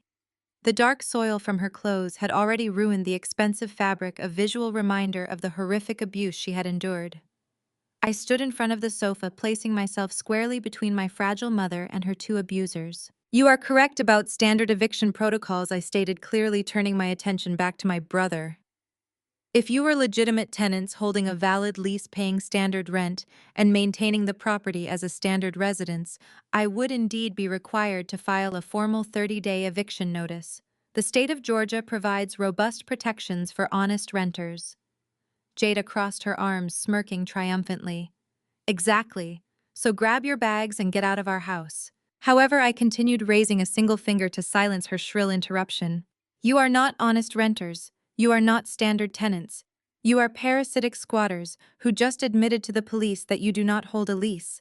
And more importantly, you have actively altered the legal classification of your residency by running an unauthorized, unlicensed business on this exact premises." Jason frowned, his brow furrowing as a tiny fraction of uncertainty pierced his arrogant facade. "What are you talking about? I walked upstairs 20 minutes ago," I explained, my voice echoing coldly in the massive space. I saw the electronic keypad locks installed on my guest bedroom doors. I saw the laminated checkout instructions. My mother confirmed that you run a continuous stream of transient guests through this property, collecting nightly rates while handing out the front door security code to complete strangers. You are operating an illegal, unlicensed hotel." Jada scoffed, waving her hand dismissively. "It is a short-term rental. Everyone does it. You cannot evict us just because we have a side hustle." "It is not a side hustle," I corrected sharply. "It is a severe violation of local zoning ordinances and a direct breach of the residential code. But more importantly, it legally changes your status. Under Georgia law, The moment you transition a single-family residential property into a commercial transient lodging facility without the explicit permission of the property owner, you forfeit standard tenant protections. You are no longer protected by the 30-day eviction statute. You are classified as operators of an illegal enterprise. Jason took a step back, his confident posture wavering as the legal reality began to crash down on him. That is a bluff. You are making that up to scare us. I do not bluff, Jason, I replied, staring directly into his panicked eyes. You claimed you knew the law. You claimed you held the cards. But you only researched the laws that protected your lazy parasitic lifestyle. You failed to research the laws regarding unauthorized commercial operations, transient occupancy, and intentional property endangerment. Your 30-day shield simply does not exist. Jada stomped her foot on the marble floor, her face twisting with furious denial. Shut up. Just shut up. You are not a lawyer. The police said we get 30 days, and that is final. I am going to tear this house apart piece by piece starting tonight. You will not touch a single light switch in this house, I promised her, my voice dropping to a dangerous, lethal whisper. You thought the police leaving was a victory. You thought this was the end of the confrontation. You are catastrophically mistaken. The police were just the introductory act. They verified my ownership. Now I am going to execute the actual removal. I held up my smartphone, the screen glowing brightly in the dimming afternoon light. I was fully prepared to unleash a tactical legal nightmare that would completely obliterate their arrogant delusions. I was not going to wait 30 days. I was not going to wait 30 hours. The 30-day eviction trap was a myth they had built to protect themselves, and I was about to shatter it into a million irreparable pieces. Their reign of terror over my mother was officially terminated. I swiped across my phone screen, navigating directly to my secured contacts list. I tapped the name of the most ruthless corporate real estate litigator in the greater Atlanta area. I pressed the speaker button and placed the device flat on the imported marble coffee table right next to the white velvet sofa where my mother sat in stunned silence. The dial tone echoed loudly in the cavernous room. Jason and Jada stared at the phone, their arrogant smirks faltering as uncertainty crept back into their rigid postures. The phone rang twice before a deep, authoritative voice filled the foyer. Mitchell Davis speaking. Mitchell, it is Nora, I said, keeping my voice perfectly level and exceptionally clear. I am currently standing inside the Alpharetta property. I have a legal classification issue that requires your immediate confirmation on speakerphone. Are you available? Always available for you, Nora. Go ahead. The entire room is listening. I locked my eyes on my brother. Jason, along with his wife Jada, just admitted directly to two Alpharetta police officers that they do not hold a signed lease agreement for this property. They have never paid a single cent of rent to my holding company. They claim they are protected under standard 30-day eviction statutes because they receive mail here. However, I just walked upstairs and documented commercial electronic keypad locks on two of the guest bedrooms, along with printed checkout instructions for nightly renters. My mother has also confirmed they are running an unlicensed transient lodging business out of the upper floor while forcing her to sleep in an unfinished concrete basement. I paused, letting the brutal reality of those facts hang in the chilled air. Jada opened her mouth to scream an objection, but the sheer legal weight of the attorney's voice cut her off completely. Did they explicitly admit to law enforcement that no lease exists? Mitchell asked, his tone sharpening with professional predatory focus. Yes, I confirmed. Both officers noted it before departing. They advised me it was a civil matter based purely on residential assumptions. They were unaware of the commercial operation happening upstairs. Then the officers were operating under incomplete information, Mitchell stated decisively. Nora, under Georgia property law, specifically the statutes governing landlord and tenant relationships, standard eviction protections, absolutely require the occupants to be utilizing the property for lawful residential purposes. The moment they transitioned your single-family residential estate into a commercial transient lodging facility without your explicit written consent, they fundamentally altered their legal status. Jada scoffed loudly, stepping toward the coffee table. You are a fake lawyer. She hired someone to read a script. We are tenants. Mitchell ignored her shrill interruption entirely. He spoke directly to me with clinical legal precision. because they have no lease and are operating an unauthorized commercial enterprise. They are no longer classified as tenants at will. Legally, they are classified as transient occupants and squatters conducting illegal business. They have completely voided any and all standard tenant protections. Jason took a step back, his face draining of blood. The tailored linen suit suddenly looked too big for his collapsing frame. "What does that mean?" Jason demanded, his voice cracking with sudden, overwhelming panic. "Address me, lawyer. What are you saying?" "I am saying, sir, that you do not get 30 days." Mitchell replied, his voice dropping into a register of absolute, unforgiving authority. "By operating an illegal commercial enterprise on the property, you have committed a severe breach that nullifies civil residency protections. The property owner is not required to file a formal eviction through the county courts because you are not legally recognized tenants. You are trespassing commercial operators." Jada grabbed her hair, pulling at the expensive extensions in pure frustration. "That is a lie. That is a complete lie. We live here. This is our home." "It is a corporate asset," Mitchell corrected her sharply. "And you are currently trespassing on it. Nora, you have full authorization to secure your corporate asset immediately. You do not need a court order to change the locks on an illegal commercial operation. You do not need a judge's permission to terminate utilities to the specific areas being used for unauthorized transient lodging. You have the absolute legal right to secure your property against active commercial exploitation and physical damage right now." I looked at Jada, whose eyes were wide with sheer, unadulterated terror. The 30-day shield she had smugly hidden behind had just been completely vaporized. She had threatened to rip the copper wire out of my walls, believing she had a month to destroy my investment. She did not even have an hour. "Thank you, Mitchell," I said smoothly. "Please have the drafting team prepare the formal lawsuit for unauthorized commercial use and property degradation.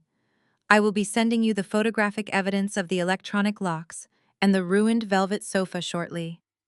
We will be suing them personally for every single dollar they collected from their illegal guests over the last 3 years." "Understood, Nora," Mitchell replied. "Secure the estate. Call me if local law enforcement requires a direct citation of the commercial trespass statutes. I will have the specific codes ready for dispatch." I ended the call. The silence that slammed down on the foyer was absolute, deafening, and completely suffocating. Jason stared at the black screen of my phone, his mouth hanging slightly open. His chest heaved as he struggled to process the total annihilation of his legal defenses. He had played a dangerous game of financial abuse, and he had just been completely outmaneuvered by a system he thought he could exploit. Jada let out a strangled, breathless sound. She backed away from me, stumbling over the hem of her ruined silk robe. The arrogant, untouchable influencer persona was entirely gone, replaced by a terrified squatter who suddenly realized the massive mansion she was standing in was about to become a highly fortified trap. "You cannot do this," Jason whispered, his voice shaking violently. "You cannot just lock us out. All of our things are upstairs. My business clothes. Jada's filming equipment. We have a life here, Nora. You cannot just cut the power." I stood up slowly, picking up my phone and sliding it safely into my pocket. I looked at the man who had stolen my mother's money and forced her to sleep on a concrete floor in an unventilated basement. I looked at the woman who had called the woman who gave me life a maid. I felt absolutely no pity. I felt no familial obligation. I felt nothing but a cold, calculating drive to execute the final phase of their removal. "I am not going to lock you out, Jason," I said, my voice completely devoid of empathy. "I am going to lock you in a reality where you own absolutely nothing. You have spent 3 years stealing from me and abusing our mother. You bragged about your rights. You threatened my property. Now you are going to experience the severe, uncompromising consequences of crossing someone who actually knows how to wield power." I checked the heavy gold watch on my wrist. It was exactly 9:30 in the evening. The Georgia sun had finally set, plunging the massive estate into darkness, illuminated only by the extravagant crystal chandeliers overhead. Jada was still scheduled to host her lavish influencer house tour party in 30 minutes. She had invited dozens of wealthy, image-obsessed guests to flaunt her stolen luxury. The timing could not have been more perfect. Jada realized I was checking the time. Her eyes darted toward the massive front doors, then back to my face. The realization hit her like a physical blow. The party. Her guests were going to arrive at any minute. She was standing in a ruined robe, her husband was a trembling mess, and the true owner of the house had just declared a legal war. "You have to leave," Jada pleaded, her voice cracking with desperate, pathetic begging. "Nora, please, I have important people coming over. Brands are coming. You cannot do this right now. You will ruin my entire career. Please just go to a hotel for tonight. We will pack up tomorrow, I promise. Just give me tonight." I looked at her, tilting my head slightly. "Your career is built on a stolen house, stolen money, and the exploitation of an elderly woman. Your career is already over, Jada. You just have not realized it yet." Before Jada could summon another pathetic plea, the heavy brass doorbell echoed through the sprawling foyer. The first guests had arrived. Jada froze, her eyes darting frantically toward the front door. She looked down at her ruined, water-stained silk robe and let out a strangled gasp of panic.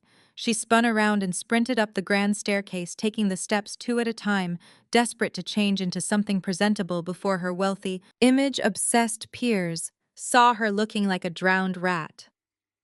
Jason was left standing alone in the foyer, paralyzed by indecision. He looked at me, then at the front door, and finally chose the cowardly path of maintaining his facade. He plastered on a fake charming smile, smoothed the lapels of his linen suit, and walked over to welcome his guests. I did not stop him. I simply guided my mother away from the entryway, leading her into the massive shadows of the adjacent formal dining room. Helen was trembling, completely overwhelmed by the escalating tension, but I kept my hand firmly on her shoulder. We stood in the dark, watching the scene unfold. I wanted them to let their guests inside. I wanted the audience. The ultimate humiliation requires witnesses. Within 15 minutes, the living room transformed into a sickening display of stolen luxury. A dozen high-profile social media influencers and minor local celebrities filed into my house. The women wore expensive designer dresses, carrying thousands of dollars worth of leather handbags, while the men sported tailored jackets and luxury watches. They held champagne flutes, laughing loudly and complimenting the stunning architecture, the pristine marble floors, and the vaulted ceilings. Jada reappeared, having changed into a sleek emerald green cocktail dress. She had reapplied her makeup and forced her features into a mask of pure, radiant arrogance. She glided down the staircase, greeting her guests with practiced air kisses and overly enthusiastic squeals. Watching her operate was fascinating. She had completely compartmentalized the legal devastation hanging over her head. In her delusional mind, because I had stepped back into the shadows and allowed the party to begin, she assumed I had backed down. She thought I was too intimidated by her wealthy friends to cause a scene. She genuinely believed her 30-day eviction shield was still intact, and that tonight belonged entirely to her. "Welcome to our home, everyone," Jada announced loudly, making sure her voice carried across the expansive living room. Several of her guests immediately pulled out their phones, panning their cameras across the crystal chandeliers and the custom fireplace to broadcast the event to their thousands of followers. "I know you have all been dying for the official house tour. Jason and I put so much work into curating this space to perfectly reflect our brand." I watched from the darkened dining room, my face an emotionless mask. She was standing on my imported rug, claiming my architectural choices as her own personal brand, all while the woman who brought her husband into this world stood shivering next to me, her clothes still stained with dirt from the backyard. The hypocrisy was noxious, but the timer on their fantasy was rapidly ticking down. I checked the heavy gold watch on my wrist. It was exactly 9:30 in the evening. Right on cue, the sweeping beam of heavy industrial headlights sliced through the massive front windows. The bright white light washed over the imported marble, cutting through the warm, ambient glow of the living room chandeliers.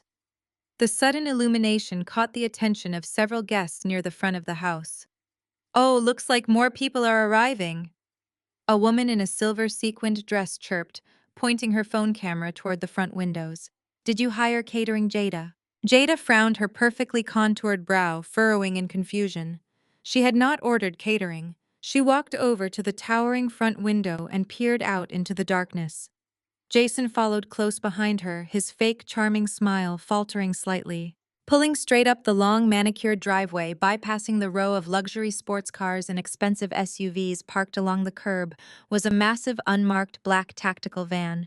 It did not look like a party guest. It did not look like a luxury transportation service. It looked exactly like a military transport vehicle. The heavy diesel engine rumbled with a deep, intimidating vibration that rattled the thick glass of the front windows. The van lurched to a halt directly in front of the sweeping stone steps leading to the main entrance, the engine cut off. For 3 excruciating seconds, nobody moved. The influencers in the living room lowered their phones, the joyful chatter dying down as a wave of uneasy confusion rippled through the crowd. Then the heavy side doors of the black van slid open with a violent metallic crash. 4 massive men stepped out into the humid Georgia night. They were not police officers, but they were dressed for an active combat zone. They wore matching black tactical uniforms, heavy-duty utility belts, and thick Kevlar vests. They were private armed security contractors, the kind of men corporate executives hire to secure hostile takeovers and extract volatile assets. Their physical presence was overwhelming, projecting an aura of absolute uncompromising authority. They did not walk up the driveway like guests. They marched. They moved in perfect synchronized formation, flanking 2 additional men who stepped out of the rear of the van. These 2 men wore heavy canvas work shirts and carried massive reinforced industrial equipment cases. They were master locksmiths, and their cases were filled with heavy-duty power drills, commercial-grade extraction tools, and dozens of heavy brass deadbolts. Jason took a stumbling step backward from the window. His face drained of all color, turning a sickly ashen gray. The linen suit suddenly looked ridiculous against the sheer terrifying reality marching up his front steps. Jada let out a breathless gasp, her hands flying to her mouth. The emerald green cocktail dress could not hide the violent trembling that suddenly seized her entire body. They did not ring the doorbell. They did not knock. The 4 armed security contractors fanned out instantly, securing the perimeter of the front porch and blocking any potential exit. The 2 master locksmiths marched straight up to the heavy oak front doors. One of them dropped his industrial equipment case onto the stone porch with a heavy thud, unlatched the metal clasps, and pulled out a massive commercial-grade power drill. The deafening high-pitched scream of a heavy-duty drill bit, tearing directly into the expensive brass lock of the front door, shattered the silence of the night. Metal ground against metal with a violent screeching intensity. The heavy brass casing of the smart lock, the very lock Jason used to keep his mother out of the main house, splintered and smoked under the relentless force of the commercial drill. The guests inside the living room screamed, scattering backward in absolute terror as sparks flew from the front door hardware. Jada shrieked, clutching her husband's arm, completely paralyzed by the aggressive, terrifying breach of the house she thought she controlled. She looked wildly around the room, finally catching my eye in the shadows of the dining area. I gave her a slow, cold nod. The 30-day shield was dead. The corporate extraction had officially begun. The heavy oak double doors flew open with a violent crash. The shattered remnants of Jada's expensive smart lock clattered against the marble floor, a smoking pile of useless brass and plastic. The 2 master locksmiths marched straight over the threshold, entirely ignoring the screaming, panicked influencers scattering like cockroaches in the grand living room. They moved with the cold, mechanical efficiency of men who were paid exceptionally well to ask absolutely no questions. The 4 armed private security contractors followed immediately behind them, fanning out to form a physical barricade between the workers and the party guests. They stood shoulder to shoulder, their hands resting on their tactical belts. Their expressions were completely blank behind dark sunglasses projecting an intimidating wall of silence. Jada shrieked, clutching her emerald green dress. "What are you doing? Get out of my house, Jason, call the police." Jason just stood there, paralyzed, watching his absolute authority evaporate into thin air. I stepped out of the shadows of the formal dining room. I gently pressed my mother into one of the velvet dining chairs. "Stay right here, Mom," I instructed softly. "Do not move until I come back for you." Helen nodded, her eyes wide with a mixture of terror and awe as she watched the extraction team execute my orders. The lead locksmith did not even look at Jada. He knelt by the ruined front door and began installing a massive commercial-grade deadbolt. The second locksmith marched right past the trembling party guests' boots thudding against the hardwood and headed straight for the interior garage access door. He fired up his drill, the high-pitched whine echoing through the estate as he began destroying the second point of entry. I walked deliberately through the living room, passing right by Jada. She reached out, trying to grab my arm, her face twisted in pure hysterical rage. "You cannot do this, Nora. You cannot just break into my house." I sidestepped her frantic grasp without breaking my stride. "It is my house, Jada, and I am simply changing my locks. You are just standing in the way." I headed straight for the main utility corridor, located just past the chef kitchen. This estate was a modern high-tech marvel, completely integrated into a central smart home hub that I had custom designed during the initial purchase. The massive gray metal utility box was mounted on the back wall. I pulled a small silver key from my pocket, inserted it into the master panel, and unlocked the heavy steel door. Inside, rows of perfectly labeled breakers and digital network switches glowed with green lights. This was the nervous system of the entire mansion. I did not want to plunge the whole house into darkness. I wanted my mother to have light and air conditioning on the main floor. I only wanted to suffocate the parasites infesting the upper levels. I located the main power breakers for the second floor. Click, click, click. I flipped the heavy black switches with methodical precision. Above my head, the immediate silence was deafening. The central air conditioning units dedicated to the master suite and the guest bedrooms shuddered and died. The lights powering Jada's massive influencer studio abruptly cut out. The illegal Airbnb bedrooms were instantly plunged into suffocating darkness. Next, I moved to the commercial-grade plumbing manifold mounted next to the electrical panel. I turned the red isolation valves assigned to the second-floor bathrooms. The water supply to Jada's luxury soaking tub and Jason's custom rainfall shower was instantly choked off. There would be no more hot showers funded by my corporate account. There would be no more running water to wash away the sweat of their impending panic. Finally, I opened the smart home network interface on the wall. I logged in using my master administrative credentials. Jason and Jada had clearly been using the gigabit fiber optic network I paid for to stream their high-definition content and run their illegal rental business. I highlighted their specific devices, the smart TVs in the master suite, Jada's streaming equipment, and the Wi-Fi routers broadcasting to the upstairs bedrooms. I hit the terminate access command. The connection was permanently severed.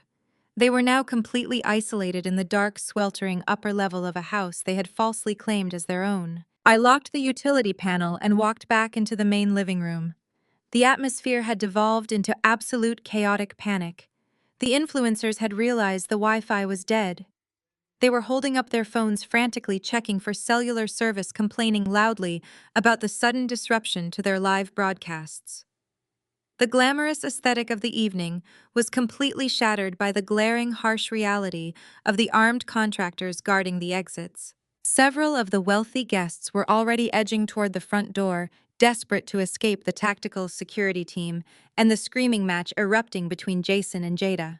The second locksmith returned from the garage, giving the lead contractor a sharp nod. The lower perimeter was fully secured with heavy-duty, unpickable commercial hardware. The lead contractor signaled the two locksmiths toward the grand staircase. They marched up the steps in unison, their heavy equipment cases clanking against the mahogany banisters. "Hey, where are you going?" Jason yelled, his voice cracking with sudden, overwhelming dread.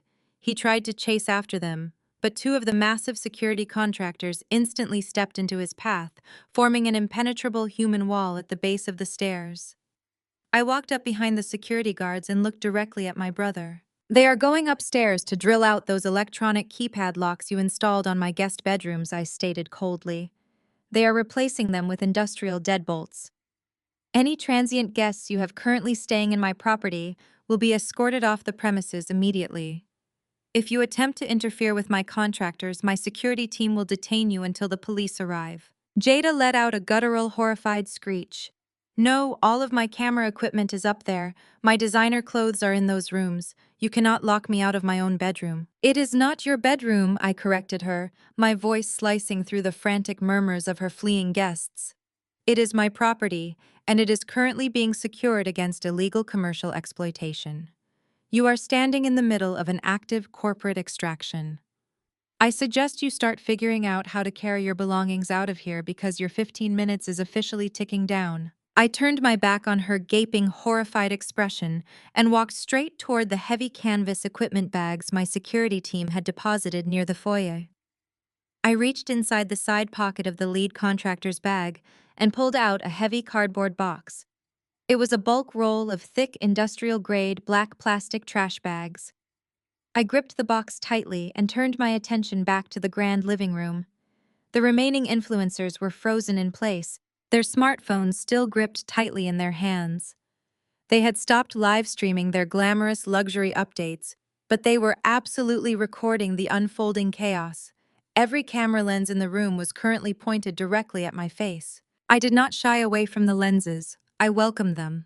I walked directly into the center of Jada's lavish party, my boots clicking rhythmically against the imported marble floor. The guests parted nervously, creating a wide path for me as I approached the massive custom-built oak table serving as the centerpiece of the room. Jada had arranged a sprawling, ostentatious charcuterie spread across the entire length of the wood. There were towering displays of imported cheeses, cured meats, artisan crackers, and cascading clusters of expensive grapes. It was a perfectly curated, highly aesthetic display designed solely to project an image of effortless, limitless wealth. I raised the heavy box of industrial trash bags high into the air and slammed it directly down into the center of the charcuterie table. The violent impact sent a shockwave across the oak surface. Crystal champagne flutes tipped over, shattering against the floor. An entire tower of imported cheese toppled, rolling across the table and scattering onto the pristine white rug below. The sudden aggressive crash caused several guests to shriek and jump backward. I leaned forward, resting both of my hands flat on the table, and looked around the room. I made sure to lock eyes with every single influencer holding a recording device. "Party is over!"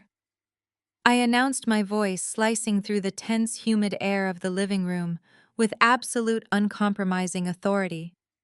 I own this house, and these freeloaders have exactly 15 minutes to stuff their counterfeit designer bags into this trash before my security team drags them to the curb. The silence that followed was absolute and suffocating. The guests stared at me, then slowly turned their heads to look at Jada. She was standing near the base of the grand staircase, her face entirely drained of color. Her emerald green cocktail dress, which had looked so elegant just 30 minutes ago, now seemed ridiculous against the backdrop of her impending eviction. She was trembling violently, her chest heaving as the sheer magnitude of the public humiliation crashed down upon her. Jada swallowed hard, desperately trying to salvage her shattered social facade. She forced a strained, high-pitched laugh that sounded completely unhinged in the quiet room. "Do not listen to her," Jada stammered frantically, waving her hands at her wealthy guests. "She is crazy. She is a disgruntled former business partner trying to extort us. Jason and I are dealing with it. The police were just here and told her she has to leave. It is just a massive misunderstanding. Please, everyone, just go out to the patio. I will have the catering team clean this up." Nobody moved toward the patio. The influencers were not stupid. They looked at the heavily armed security contractors guarding the exits. They looked at the shattered smart locks and the master locksmiths marching up the stairs. They looked at the industrial trash bags resting in the ruins of the charcuterie spread. They knew exactly what a corporate extraction looked like, and they knew Jada was lying through her teeth. "She is not a business partner," I corrected loudly, ensuring my voice was captured clearly on every single recording device in the room. "I am her sister-in-law. I purchased this $800,000 estate entirely in cash 5 years ago. I allowed Jason and Jada to stay here to care for my mother. Instead, they forced my elderly mother to sleep on a concrete floor in an unfinished, unventilated basement while they stole her living allowance to fund this pathetic fake lifestyle." A collective, horrified gasp rippled through the crowd of influencers. Several women covered their mouths in shock, their eyes darting between me and the terrified woman in the green dress. Elder abuse and financial exploitation were not just crimes. In the highly curated, image-obsessed world of social media influencers, they were absolute career suicide. Jada let out a strangled cry. "Stop it! Shut up! You are ruining my brand." "Your brand is a lie," I stated coldly. "Every single thing you have flaunted to your followers for the last 3 years is stolen. This house is mine. The utilities you use are paid by my corporate account. Even the luxury handbags sitting in your illegal upstairs closet are cheap counterfeits purchased with the $3,000 a month you siphon from a 62-year-old woman. You do not own a single square inch of this property, Jada. You are a broke, parasitic squatter, and your eviction is happening right now." The social execution was instantaneous and flawless. The wealthy guests did not ask questions. They did not wait for Jada to formulate another pathetic excuse. The mere association with a confirmed fraud and an elder abuser was enough to send them scrambling for the exits. They lowered their phones, grabbed their authentic designer purses, and hurried toward the front door. They kept their heads down, actively avoiding making eye contact with Jada as they rushed past her. Jada reached out, grabbing the arm of a woman in a silver sequined dress. "Chloe, wait, please. You know me. You know this is a lie. Call your lawyer. Help me." Chloe yanked her arm away with a look of pure, unadulterated disgust. "Do not touch me, Jada," she snapped loudly. "You are disgusting. I cannot believe I tagged you in my posts. Lose my number." Jada recoiled, as if she had been physically struck. She stood frozen by the staircase, completely abandoned, watching her entire social circle flee the property in absolute horror. The heavy oak doors swung shut behind the last departing guest, leaving Jada alone in the center of the ruined living room. Her followers, her reputation, and her carefully constructed high society aesthetic were completely pulverized.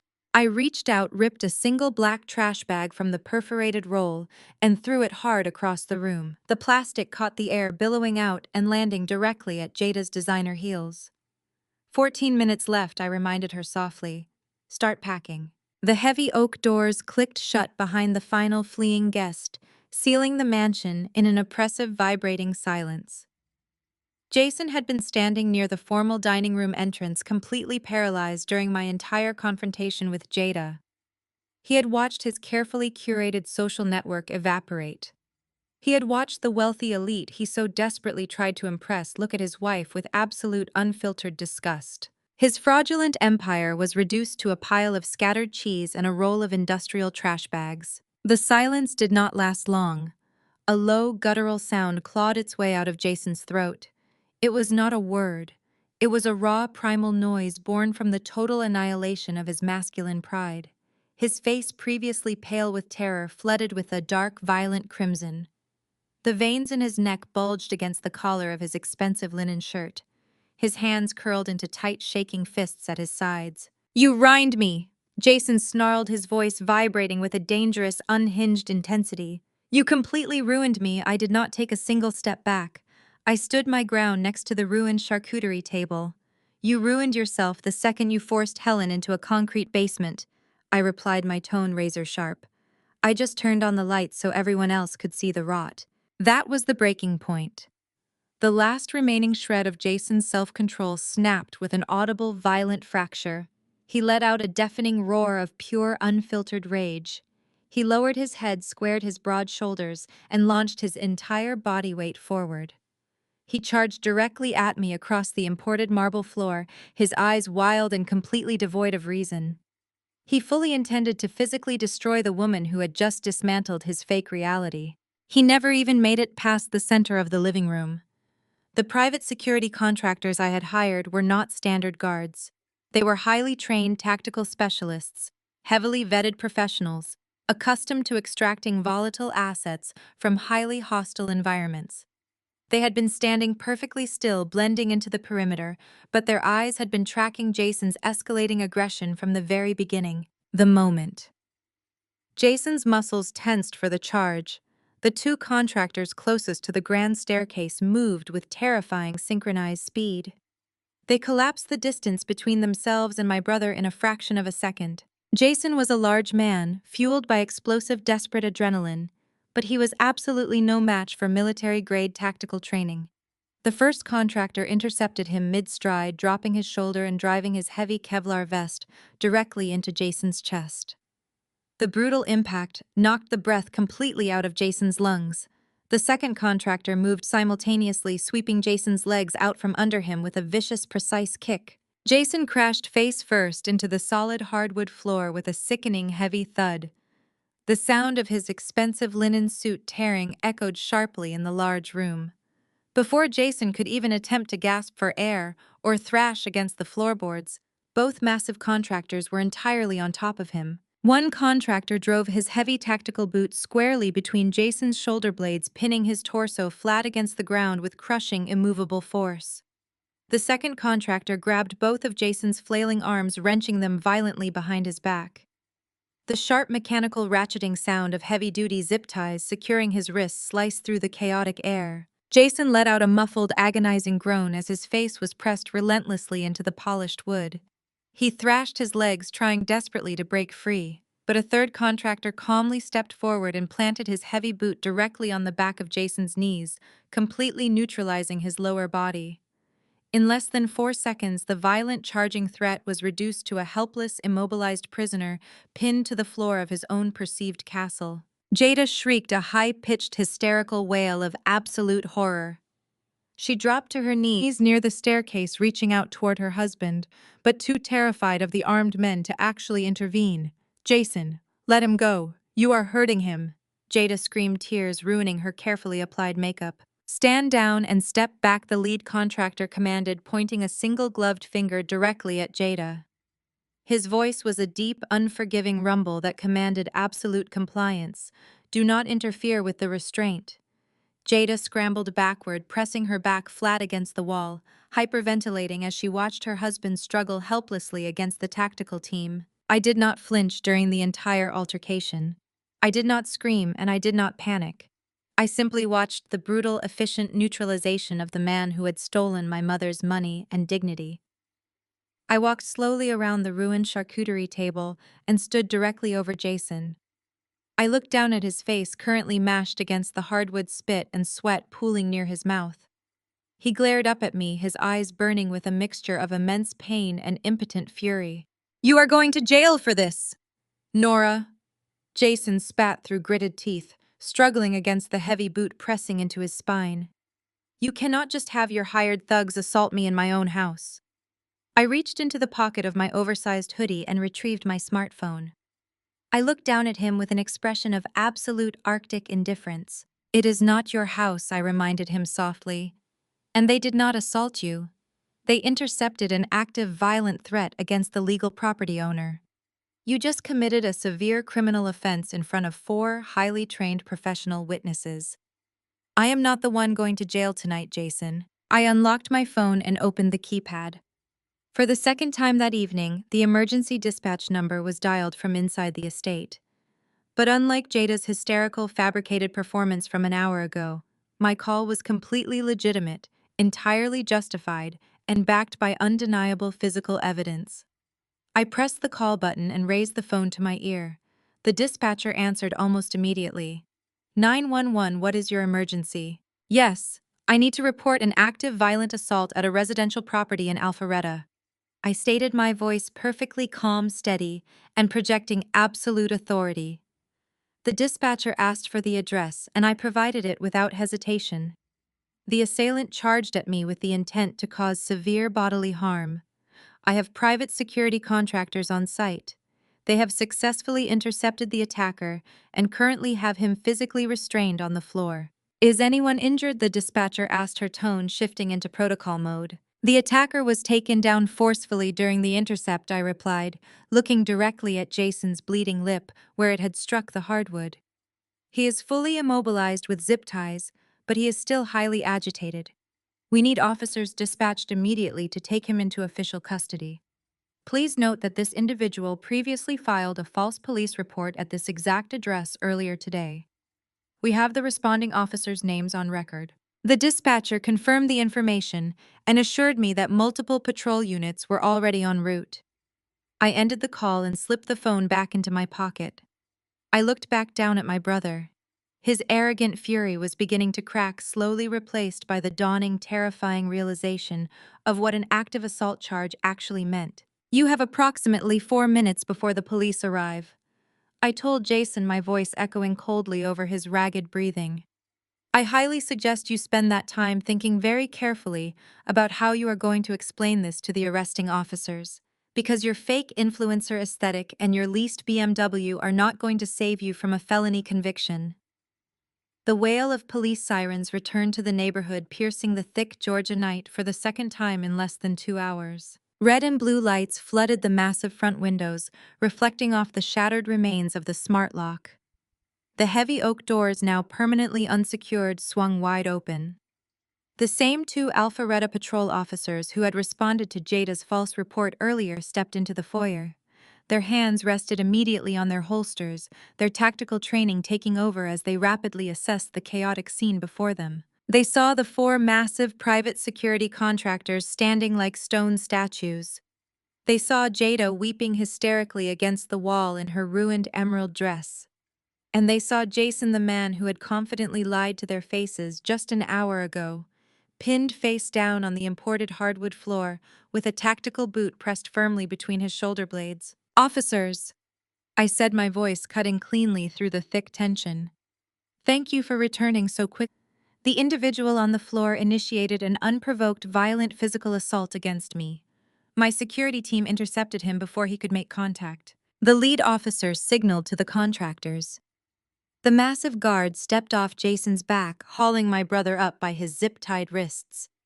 Jason let out a pathetic, agonizing groan as he was forced to his knees. The second officer immediately stepped forward, pulling out his own restraints and replacing the plastic zip ties with heavy steel handcuffs.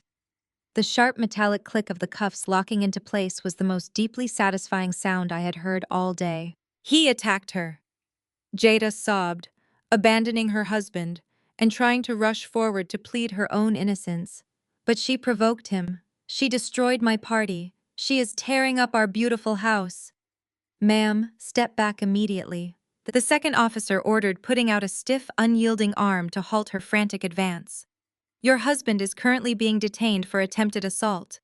If you interfere with this arrest, you will join him in the back of the cruiser." Jada recoiled violently, pressing her hands over her mouth as she watched the officers haul Jason to his feet.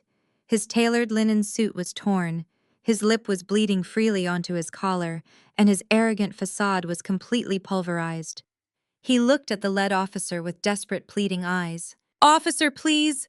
Jason begged, his voice trembling with sheer, unadulterated panic. "It was a mistake. I lost my temper. She was humiliating us in front of our guests. You have to understand the pressure she put me under." "I understand that you charged at a property owner in her own home," the lead officer replied coldly. He turned his focused attention back to me. "Ma'am, do you wish to formally press charges for the attempted assault tonight?" "Absolutely," I stated without a single shred of hesitation. "But the assault is merely a footnote to the actual crimes committed here. Officer, the physical attack was just a desperate distraction. He was trying to stop me from exposing the real reason he forced my mother into that unfinished basement." Jason's head snapped up. The remaining blood completely drained from his face, leaving him a ghastly shade of gray. "Nora, shut up," he hissed, genuine terror vibrating deep in his chest. "Do not say another word. You have your house back. Just let it go." "I am never letting it go," I replied smoothly. I walked directly over to the heavy leather briefcase resting on the entryway table. When I had gone down into the sweltering concrete basement to retrieve Helen, I had noticed a small, overturned plastic storage bin shoved into the darkest corner behind her pathetic mattress. While my mother wept in the dark, my eyes had scanned the contents spilling out of that bin. It was a massive stash of intercepted mail. Bank letters, financial notices, and heavy envelopes bearing the logos of major credit institutions. I had quietly scooped the entire stack into my bag before we walked upstairs. I opened my briefcase and pulled out the thick stack of stolen mail. I walked right over to the lead officer and handed him the undeniable physical proof of Jason's absolute depravity. "While I was retrieving my mother from the hazardous conditions in the lower level, I found these hidden behind her mattress," I explained, projecting my voice so every single syllable echoed clearly in the grand foyer. Jason has been systematically intercepting her mail for over 2 years. Those are high-limit credit card statements, personal loan approvals, and a finalized application for a massive line of equity. Every single one of those accounts was opened strictly in my mother's name. The lead officer flipped through the heavy stack. His jaw tightened visibly as he read the staggering balances printed on the official bank letterhead. Tens of thousands of dollars in high-interest debt, all tied directly to a frail 62-year-old woman who did not even have access to a functioning bathroom. "Mom," I said, turning to Helen, who was still sitting frozen on the ruined velvet sofa. "Did you authorize Jason to open 5 different credit cards in your name? Did you sign the paperwork for a $50,000 personal loan?" Helen shook her head frantically, fresh tears spilling over her dirt-stained cheeks. "No," she cried, her voice echoing in the silent room. "I have not signed a single financial document since I moved here. Jason told me my credit was completely ruined. He said I was entirely dependent on his charity." I looked back at the lead officer. My brother forged her signature. He used her social security number to open massive lines of credit to fund his leased BMW and his wife's counterfeit designer wardrobe. He isolated her in a concrete basement so she would never see the mail or intercept a phone call from a debt collector. Jada let out a strangled gasp. She took a massive step away from Jason, her eyes wide with horrified realization. She had gladly spent the money, but she suddenly realized Jason had committed federal crimes to acquire it, and the police were standing right there holding the unassailable evidence. She was actively attempting to visually distance herself from a sinking ship. "I want to formally press charges," I announced, locking eyes with my trembling brother. "I am reporting him for identity fraud, forgery, and severe financial elder abuse. These are not civil property disputes, officer. These are major felony offenses in the state of Georgia." The lead officer nodded grimly. He looked at Jason with absolute disgust. Financial elder abuse was a highly prioritized crime, carrying mandatory minimum prison sentences and severe financial penalties. The officer knew exactly how serious the allegations were, and he was holding the physical evidence right in his hands. "Jason," the lead officer said, his voice dropping into a harsh, unforgiving register, "you have the right to remain silent. Anything you say can and will be used against you in a court of law." Jason's knees buckled. If the second officer was not holding him upright by his handcuffed arms, he would have collapsed onto the marble floor. His entire world was disintegrating in real time.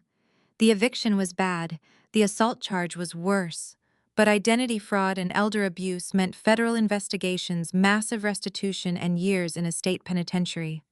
He had played a dangerous parasitic game, and he had just lost absolutely everything. "Take him to the cruiser," the lead officer instructed his partner. The second officer shoved Jason forward, marching the broken, weeping man out the shattered front doors and down the sweeping stone steps. The red and blue lights illuminated his tear-streaked face as he was shoved roughly into the back of the police vehicle. The heavy metal door slammed shut, trapping him in the suffocating reality of his impending felony convictions. I turned my attention back to the foyer. Only one parasite remained. Jada was pressed flat against the designer wallpaper, her emerald green dress clinging to her trembling frame. She had just watched her husband, her shield, and her primary co-conspirator get hauled away in heavy steel handcuffs. The flashing emergency lights from the driveway painted her terrified face in alternating shades of red and blue. The massive private security contractors still stood like impenetrable statues near the doorways, blocking any potential avenue of escape. Jada looked wildly around the ruined living room, her eyes darting from the smashed charcuterie table to the shattered brass lock on the floor. She was completely cornered. For a moment, I thought the sheer weight of the felony charges against her husband might force her into submission. I thought she might finally drop the arrogant influencer facade, fall to her knees, and beg for mercy. I was wrong. Narcissism rarely surrenders to reality without a violent theatrical fight. Jada pushed herself away from the wall. Her terror rapidly morphed into cornered, desperate rage. She pointed a shaking acrylic nail directly at my face, her chest heaving with manufactured indignation. "You are going to pay for this!" Jada screamed, her shrill voice echoing painfully in the expansive foyer. "I am going to sue you for everything you own, Nora. I am going to sue you for emotional distress, for illegal eviction, for the destruction of my professional brand, and for traumatizing me in my own home. I will drag you through the civil courts until you are completely bankrupt. You think you are so smart because you brought some hired muscle and a few pieces of paper. My lawyers will rip you apart. I did not flinch. I did not raise my voice to compete with her hysterical shrieking. I simply looked at her with a profound, icy calm that only further fueled her manic desperation. You are going to regret the day you ever stepped foot off that airplane, Jada shrieked, taking a step toward me, but stopping short when the nearest security contractor shifted his weight. I have thousands of followers. I have a massive platform. I will go on every social media channel right now and expose exactly what you did to us tonight. I will destroy your corporate reputation. You will lose your job, your money, and this entire estate. Are you quite finished? I asked softly. Jada stopped, her chest rising and falling rapidly. She glared at me, her eyes burning with pure, unadulterated hatred. Because if you are done threatening me with imaginary civil lawsuits, I replied, maintaining absolute, unwavering eye contact, I have a few final documents you need to review before you get dragged to the curb. I walked back to the heavy leather briefcase resting on the entryway table. I had already pulled the warranty deed to neutralize the police, and I had produced the stolen mail to send my brother to a concrete cell. But I had saved the most devastating, inescapable weapon for the absolute end. I reached into the hidden back compartment of the briefcase and retrieved a thick, heavily bound dossier. It was nearly 2 inches thick, secured with rigid metal binder clips. I turned around and walked slowly back to Jada. She eyed the thick stack of paper with sudden, intense suspicion. The fiery arrogance in her eyes began to flicker, replaced by a cold, creeping dread. While I was monitoring your pathetic little social media accounts from Tokyo over the last 3 years, I noticed you loved to brag about your luxury lifestyle. I stated, my voice echoing clearly in the silent room. You constantly posted about your passive income streams and your brilliant entrepreneurial mindset. So I hired a forensic accountant to look into exactly how you were funding your designer wardrobe while living in a house you did not own. Jada swallowed hard. The color began to drain from her face for the second time that night. What is that? She demanded, her voice losing its aggressive edge. I held the thick dossier up for her to see. The Alpharetta police officers, who were still standing near the entryway, finishing their incident report, paused to watch the exchange. This is a comprehensive forensic audit of your entire illegal rental operation, I explained methodically. When you listed my guest bedrooms on those short-term rental platforms, you needed a place to deposit the daily payouts. But you did not want to use your own bank accounts, did you, Jada? You knew that large unexplained deposits would flag your own taxes. You wanted the cash, but you did not want the digital paper trail attached to your social security number. Jada began to shake her head in frantic, silent denial, but I did not stop. So you and Jason used the accounts he fraudulently opened in my mother's name. I continued, pointing directly at Helen, who watched the confrontation with wide, tear-filled eyes. You routed every single dollar of that illegal hotel income through an elderly woman's compromised banking profile. You washed the money through her identity to keep your own hands completely clean. I did not do that, Jada gasped, taking a desperate step backward. That was Jason. He managed the finances. I just decorated the rooms. I did not know how he was moving the money. Throwing your husband under the bus while he is sitting in the back of a police cruiser is a beautiful touch, I replied with a cold, hollow smile. But the rental profiles are registered under your name. The communication with the guests was conducted from your phone, and the subsequent transfers from my mother's fraudulent accounts went directly to your personal credit cards to pay off your luxury shopping sprees. I lifted the heavy dossier high into the air and dropped it directly onto the imported marble floor. The heavy binder hit the ground with a resounding, violent slap that made Jada jump out of her skin.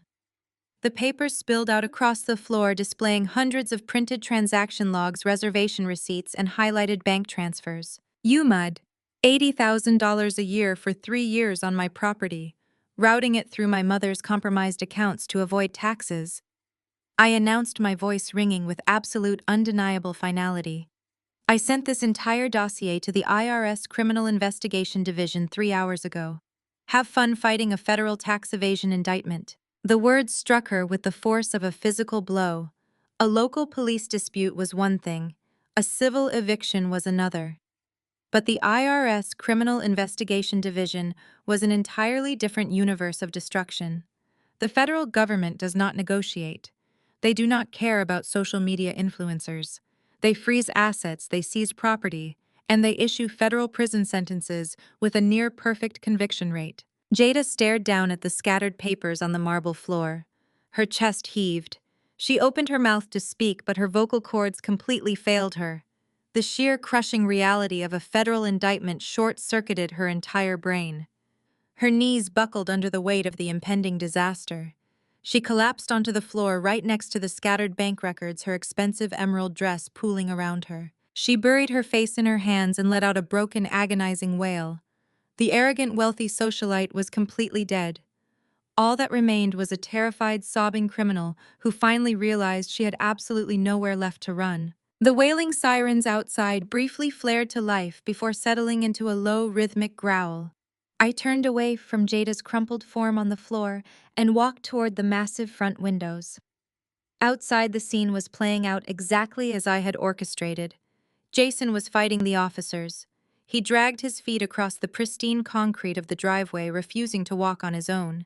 His tailored linen suit was stained with his own blood and sweat. He twisted his head back toward the open front doors, his face contorted in a mask of absolute desperation. He screamed my name. He screamed that I was destroying the family. He begged our mother to come outside and stop the police from taking him away. Helen did not move from the white velvet sofa.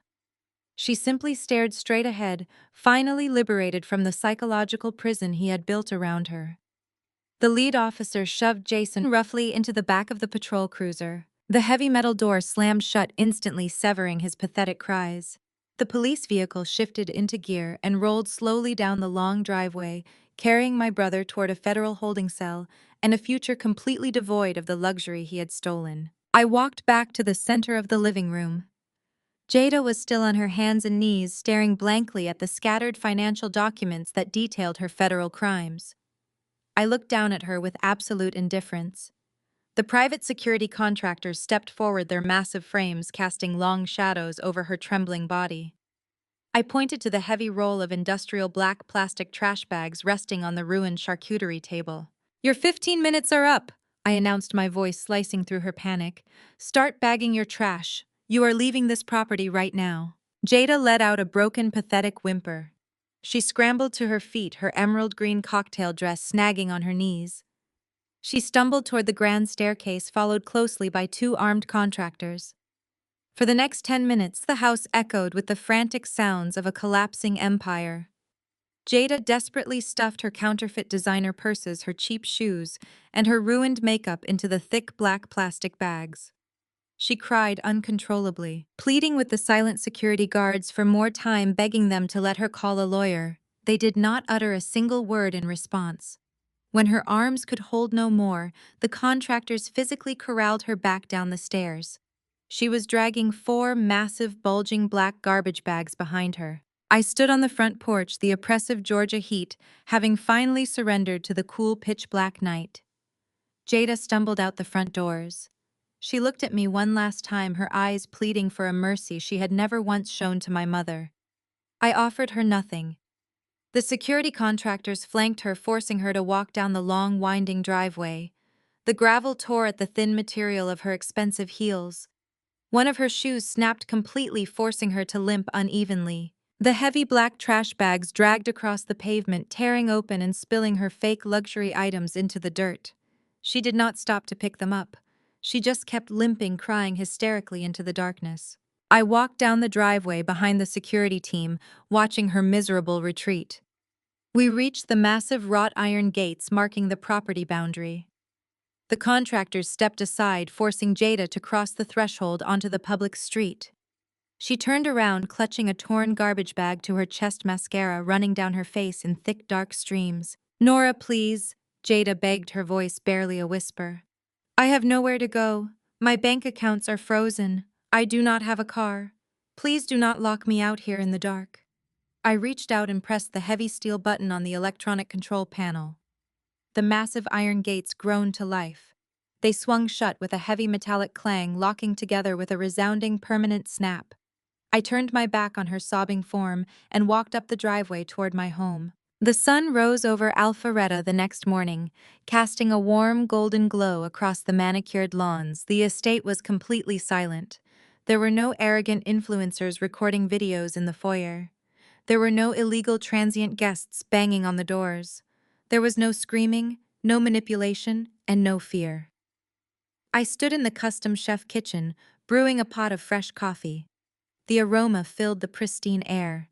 I poured a cup and walked into the living room. The commercial locksmiths had repaired the front doors, installing state-of-the-art biometric security systems that only I controlled. The security contractors had cleared the ruined charcuterie table and removed every trace of the parasites who had infested my property. I walked to the first-floor guest room, where Helen had slept peacefully for the first time in 3 years. I knocked gently on the door. My mother emerged wearing a soft, clean robe I had unpacked from my travel bag. She looked rested, though the trauma of the past few years still lingered in the weary lines around her eyes. I handed her the warm mug of coffee. "Come with me," I said softly. I took her hand and guided her toward the sweeping mahogany staircase. She hesitated at the first step, the conditioned fear rising in her chest. "No one is ever going to stop you from walking up these stairs again," I promised her. We ascended to the second floor.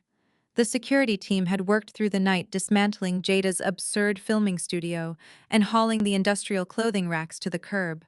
The master suite was restored to its massive sunlit glory. The vaulted ceilings framed the expansive windows, revealing a breathtaking view of the sparkling infinity pool and the lush green trees bordering the property. I guided Helen into the center of the room. The space was quiet, safe, and entirely hers. She looked around the massive suite, her hands trembling as she touched the smooth marble countertops of the ensuite bathroom. She turned to me, tears of profound relief filling her eyes, and finally exhaled a breath she had been holding for 3 long years. I stood by the window, looking out over the empire I had secured. People often romanticize family. They claim that blood is an unbreakable bond, a sacred contract that demands endless forgiveness and infinite sacrifice. But blood does not give you a free pass to exploit the vulnerable. Blood does not excuse cruelty, theft, or deliberate degradation. When the people who are supposed to protect you decide to view your kindness as a weakness, you must show them exactly what your strength looks like. I did not just use my wealth to buy a house. I used my wealth, my resources, and my relentless understanding of the law as a weapon to completely obliterate their toxic entitlement. They believed they could manipulate the system to steal my mother's dignity and my financial investments. They thought the rules did not apply to them. So I introduced them to the brutal, unforgiving consequences of reality. I let them build their arrogant, fraudulent kingdom right up until the exact moment I decided to burn it to the ground. Let them sit in their jail cells and their empty, impoverished lives, and remember the lesson I taught them. You can try to steal from the vulnerable, but you will never survive the wrath of the person standing behind them.